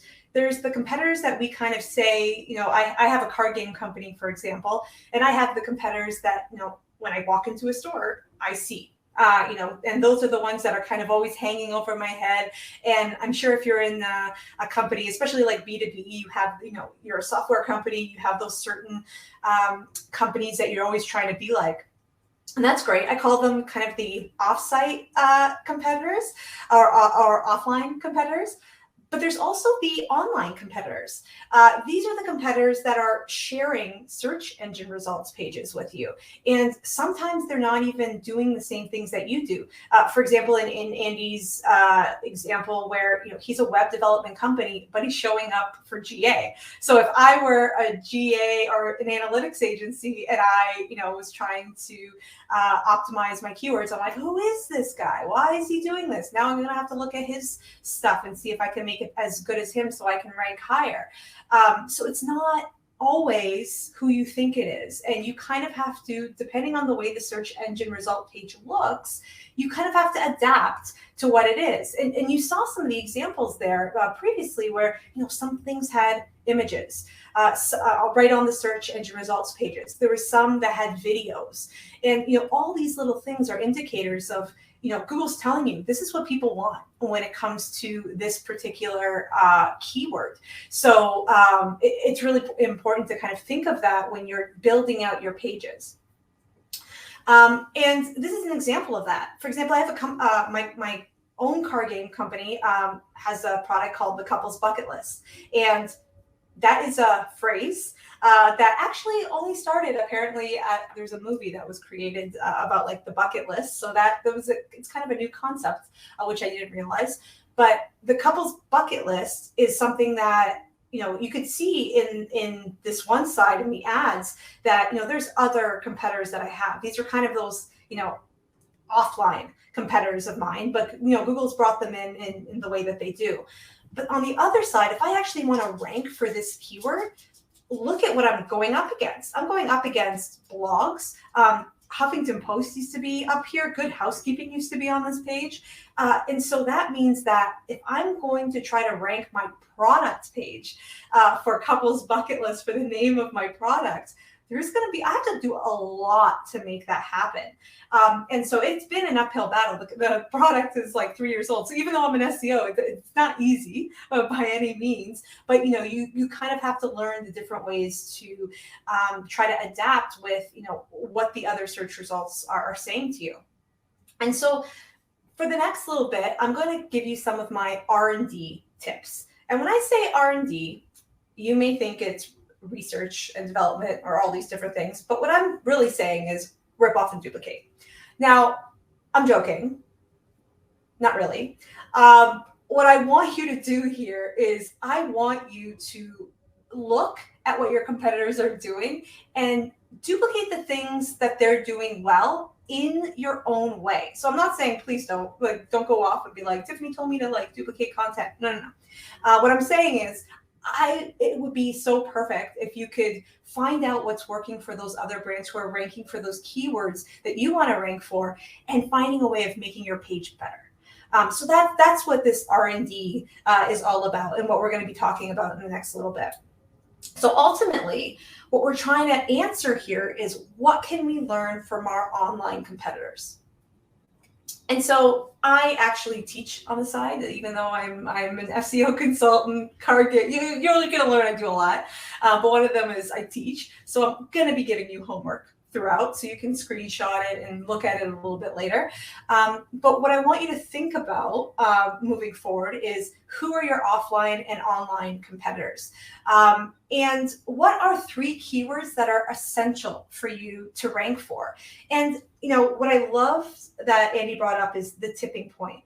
When I started this, and then for the first time you do this, you may just pick those like essential keywords. So if you're an accounting software company, accounting software. I used to work for an employee recognition software company, and you know, they at one point they wanted me to change the main keyword to employee success, but that wasn't the keyword people were actually looking up. It was the one that made us money, the one that showed in GA as, you know, where all the leads were coming from, was the word employee recognition software. And so that became essential for us to grow our B2B business. And in my e-commerce business, it's essential for me to rank for couples date ideas or couples games, that's a battle in and of itself, but we're working on it. But those types of keywords that are essential, and it may not happen tomorrow, but you know, it's an uphill journey. I don't like to say battle, uphill journey that you're going to be taking with your brand. And so you can pick either these, you know, main keywords when you first start, or when you're looking at it for the second or third time, start looking at those tipping point keywords. Like, what are the ones that are in your second or third pages that you can kind of start bouncing up a little bit, because you know, those ones are already on their way up. So maybe there's something so small that you could be using, like, you know, Market Muse, or, you know, just making it a little bit better with images, that you could be kind of bringing it to Google's attention and bringing it to hopefully new potential visitors. So before I kind of get into it though, I want you to look at SEO the way I do, because we haven't really talked about it. So let me just kind of give you the framework that I look at things. When I look at an SEO strategy, I'm looking at 4 main things: technical, on-site, content, and off-site. And I look at it as if it were a house. When I look at technical, that's like the foundation. Is Google actually being able to crawl and index my website? Can it find my website? Can it put it on their search engines? And there's different factors that allow. And you kind of learned a little bit about them, but we'll go into that. On-site is the structure. It's how your pages are actually made. It's the the windows in your house. It's the windows, the roof, the doors. It's everything you expect a house to have. So it's in SEO, it would be your heading, your H1s, your H2s, your title, your meta description, all those types of things. Next is your content decor. Remember I said that my company wanted me to have they didn't want me to use employee recognition software. They wanted me to use employee success. Well, the way that I countered that argument was that I said, all of our brands do employee recognition software. All our competitors are doing employee recognition software, but I am going to be doing it in a different way than my competitors. So it's okay that I'm using the same keyword as them. We're just going to look different than them.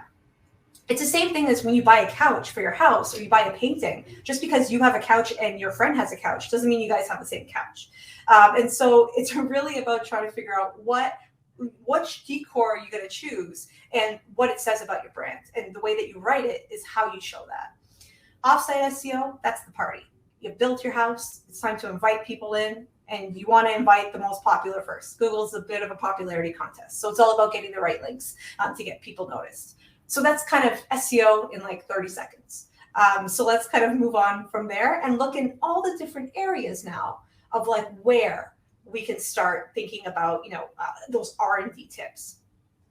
Now, my favorite R&D tip is the speed check. Now, page speed insights, you just look it up on Google. It's super easy. You put in your website and it gives you a score of, how fast your page is. When I did this with my competitor, which this is actually new, and it's, I think, due to, they have a little pop-up, they went down in performance to 17. Mine is 36. This isn't good. I am not pleased. But, again, we're working on it. But this is my mobile, the mobile view of my site. Right now, this says that there's an opportunity here. I'm actually doing better than my competitor, the people that I'm sharing my search engine results page with. So now, and I'm not saying I'm going to quit, but now since I know that their performance is down so much, I'm going to start putting a lot of money into my performance in terms of page speed, because I know that this will help bounce me up in the search engine results pages above them. And I can actually start kind of getting maybe hopefully some of their potential visitors into my site instead. And why is this important? Because the highest e-commerce conversion rates occur on pages with load times between 0 and 2 seconds. So when you look, you can see time to interactive on my competitor is 31 seconds, mine is 14. First time people can actually see my screen, it's in 2 seconds, theirs is 4. So I'm in that window. If I can just, fix it a little bit more so that people can actually interact and scroll and do things, I can actually increase my conversion rate. And my website conversion rates drop by an average of 2% with every additional second of load time. So knowing this and knowing it's kind of breathing in the back of my head, maybe it's time to start thinking about, okay, what are the different things that I can do to help page speed and also in the future so that this doesn't happen again? Or what checks can I make in the future in this case? So page speed insights, sometimes we check it and then we would just walk away. But I would suggest doing this for all the keywords that are really important to you to make sure, what are their competitors are at? What is their page speed? That competitor used to be at an 80 out of 100. And so they were lightning fast. Their page had very little images. It was just you got in there, you bought. And mine is more graphical. And it was a decision I made, but it was it was hurting me. But now I kind of feel okay. I'm okay, we both, now they're kind of moving towards that. So things are okay. But now I can make mine better because I have knowledge of how to do that. So that's an opportunity. So your homework then is, what's your page speed metrics? Do you know them? And what's your competitors? And underneath the page speed report, they're actually going to give you all the things that you can fix. Now, if you're an e-commerce site, Shopify will actually, there's a couple things now that you can do. I would just look up everything that they're asking for plus Shopify, and it should give you how to fix it. In terms of if you have a WordPress site, Yoast is really great at helping you with those types of optimizations. So you can use that to optimize your site in different ways. I would suggest doing this anyway, but just knowing where your competitors are at sometimes is that little added push that you can get. Or if you're in-house, it's the added push that you can give if you're trying to get buy-in from different stakeholders in the company, and they don't want to put money into development, for example. This is how you do it. You say, like, you know what? Not only are those conversion rate like your conversion rate's dropping by every second, but look at what our competitors are doing. Now, the next tip I would do is do a structural analysis. This is such a big word. It's not meant to be. Structural analysis of every the page that you're actually trying to rank for in comparison to your competitors. And for this, I use this incredible tool from a dear friend of mine, SEO Pro extension by Marketing Syrup. This tool that was created by Christina Azarenko is kind of amazing in that it's just a Chrome plugin. Every time you go into a page, you just click the plugin, and it will give you this overview of all the information on the page, just kind of broken up, so that you can really analyze it really, really easily. So I use this all the time, mostly because I'm curious. And you can see, the thing about sometimes Shopify and sometimes other things is you can have all the H1s and H2s perfect, but over time, sometimes they just change. I don't know why. So being able to kind of make these little checks every once in a while to make sure that your headings look the way that they're supposed to. There isn't any kind of item added to your cart, H2, that could be, showing up there. Or also looking at your competitors and being able, the big thing I like to do here is I'll go to I'll open up their page. I open up my page. I look first at their title. I say, do they have an SEO keyword? Are they going after the same keyword I am? And how good is their description? Is it solid? Does it look like they're actually working on it? And the big question I try to ask myself is is there an SEO behind this? And so that will really help me decide okay, how much work do I have to put into maybe this keyword versus is there another keyword that maybe, the competitors are a little bit not so SEO friendly or savvy.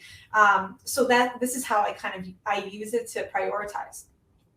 This is also giving me, if you go into the next section, what the H1s and H2s look like. And you can see there's some stuff is showing up in areas that it's not supposed to.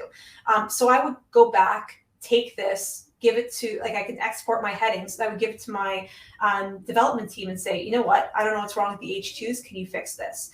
I would also look at my competitors and say, wow, look at how they've structured their page. And you can do it with marketing muse like we just saw. But this also gives you that, before you kind of jump in and start doing stuff, this just gives you that gut reaction of oh, they're doing pretty good. I better start working on this. Or I can make this quick little change in my H1 or H2 right now. And maybe we can kind of see some push there. And as you go down, you get word count, you get all this information that is so essential to kind of understanding what the structure of your competitors' sites are, that give you just that little nugget where, maybe you can make some quick changes that could help you right now. And schema, we were looking at how that, in the example of the, musical instruments company there, you can see how schema makes such a difference. You can pull in your all the different reviews. You can pull in the price. You can pull in images. You can pull in a video. You can pull in picture of a person and a blog author. There's so much stuff you can do with schema to create those featured snippets. But how do you know which ones to choose? Well, you can use this to look at your competitors and see what they're doing. And again, R&D it. See which ones you like, see which ones make sense. And especially if you notice that they're creating these incredible search results sections in their in the search results pages, you can go right in and figure out how they did it. And so that's how you do that technical check, which I'm glad that Andy said, you got to do a little bit of technical look to see how it's done. This is how it's done. And then you can use, there's different Shopify plugins or WordPress, Yoast, that you can start adding some of that schema into your site. So your homework in this section is, how do you rate your on-site structure? And like, you could be honest, like, is it brutal? Is it great? Like, however you want to rank it. And how do you rate your competitors? And this just usually kind of gives you that, bounce. If you find that like your competitors are actually not that good, then, what maybe you can start thinking about, where's the opportunity here? What are 3 things that you can do to actually improve or take advantage of that? It may be that your rankings just haven't kind of improved in a bit. Maybe you just have to add some content just to kind of increase it, or maybe you just need to fix a couple of headers on the page, or do something small just so that, since your competitor page isn't that great anyway, maybe you can just give it a little lift now that you're focused on it. So there's like different things that you can do. And I always say just 3 things. Like, by the end of this, you're going to have probably like 15 things to do. But this kind of gives you that information of like, when you're thinking of, if you see I have my, my Post-its on the back, you kind of create your Post-its of things to do in the future. Now, the next tip is that content evaluation. And I just knew that, Andy would get here and he would blow you all away with all of his tips. And so I used him as an example of, what does great content look like? And you can see here, blog has an image. It tells you exactly what it is. There's a share. There's all this stuff. Here that email address, sign me up section there. So the content evaluation portion is really about, you going in and really seeing, what stands out to me right now. Like, is it bold headlines? Is it easy to skim? Is it social proof? And if you find that your competitors aren't that good, like, go back to the Andys of the world and see what are they doing that you can maybe do differently. Like, go and look up. I always try to look up the people who are writing about content, who are writing about those like the marketing stuff, so that you can kind of analyze what they're doing, or also just like really big brands in the space. You can kind of tell in that way as well. And so these are all the different things that I would look at. But a good way of doing it, and you kind of saw how Andy did it there, there's this concept in development called rubber ducking.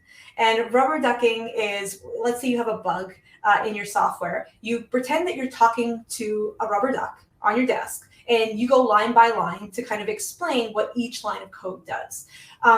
When you're doing your content evaluation, take a video of yourself and just start walking through it. Walk through it line by line, section by section. Say it out loud, because you're not going to be as into it if you're just doing a quick scan. If you're actually saying it, you're going to get so many more ideas by doing that. So I would suggest rubber ducking it for any kind of content evaluation, especially if you've been with this brand forever. Then you probably have looked at the page 100 times. You may need either you to do rubber ducking on a video, or you and a friend to do it, to kind of just start talking through it in order to kind of get your mind moving and brainstorming. So in this section, it was nice and short because I know you just kind of went through it, but how do you rate your page content-wise versus your competitors? What elements did they have that you wish you had? Lifestyle images, social proof, quotes, was there a sign up? Was there a pop-up? Was there videos? Look at all the different elements and see, what can you do? And what 3 things can you do to improve or take advantage, again, of this in the future? So again, like really cool ideas could really stem from this section. This is actually one of my favorite things to do.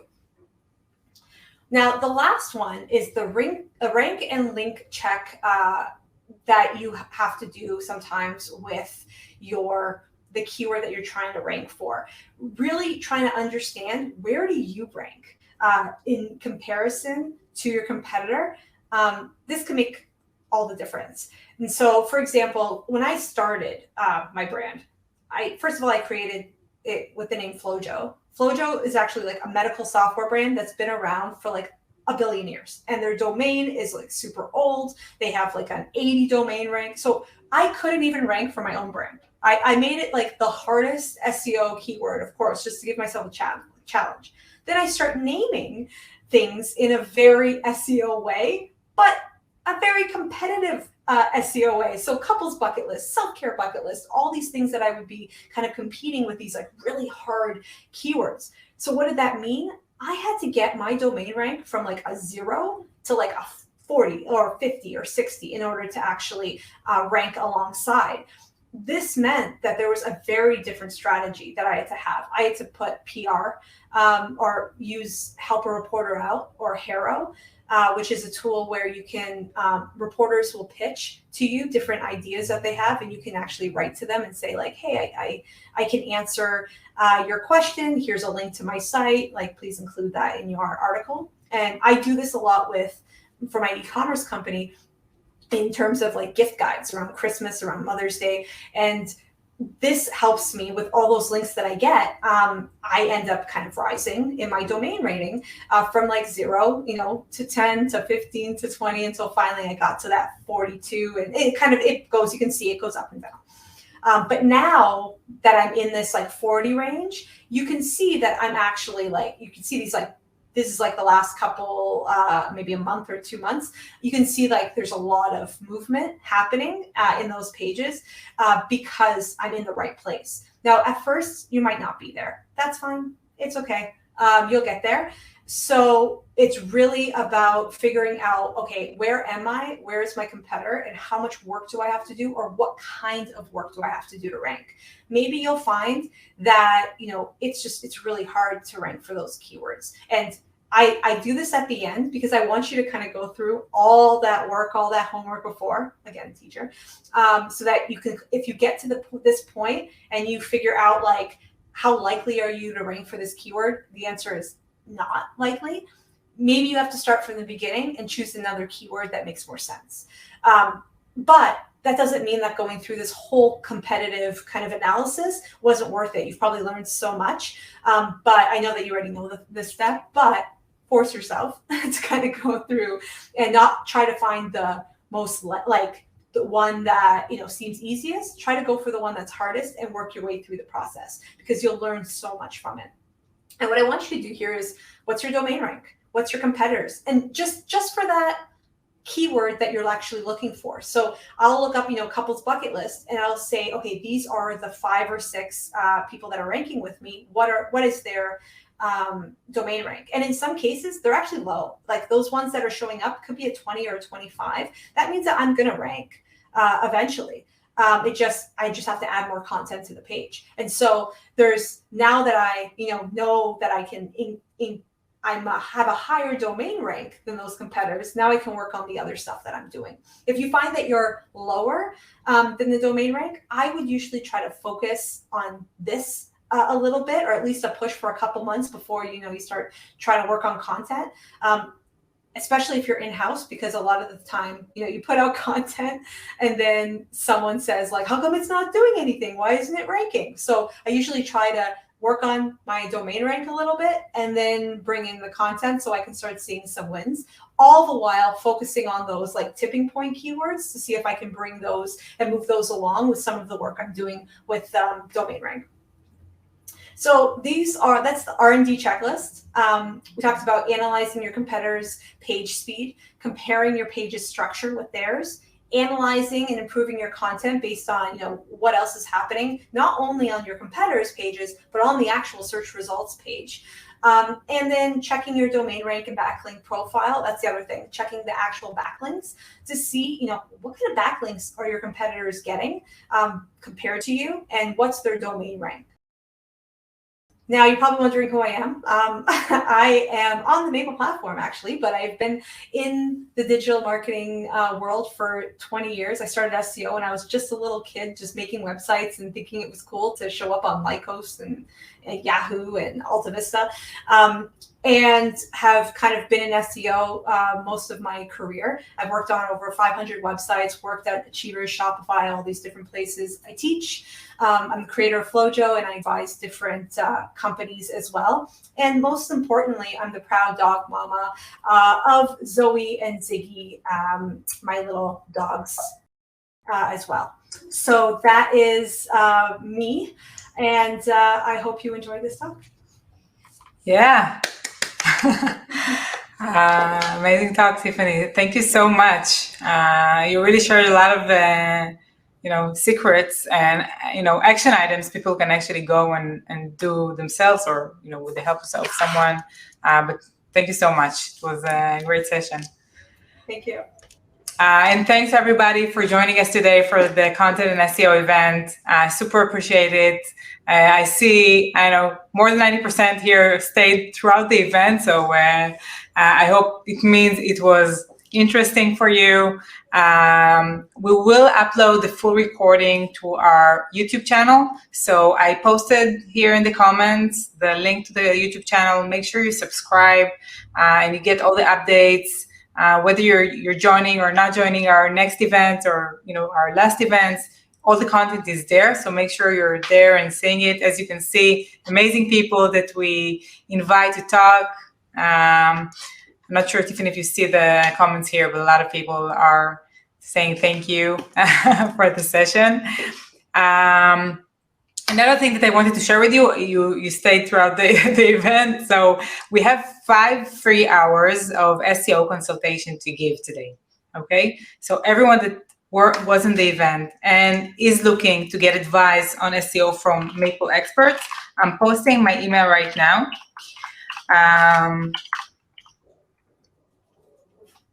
Yeah, so you can feel free to reach out directly to me. We'll kind of do a lottery here, and obviously you will be able to get a free consultation from a vetted Mayple expert, an SEO expert. So that's for everyone that joined the event today. Thank you so much. Thank you, Tiffany. Thank you, Pam. Thank you, Andy. You were super, super great. And looking forward to meeting you in our next events. Bye, everyone. Thank you.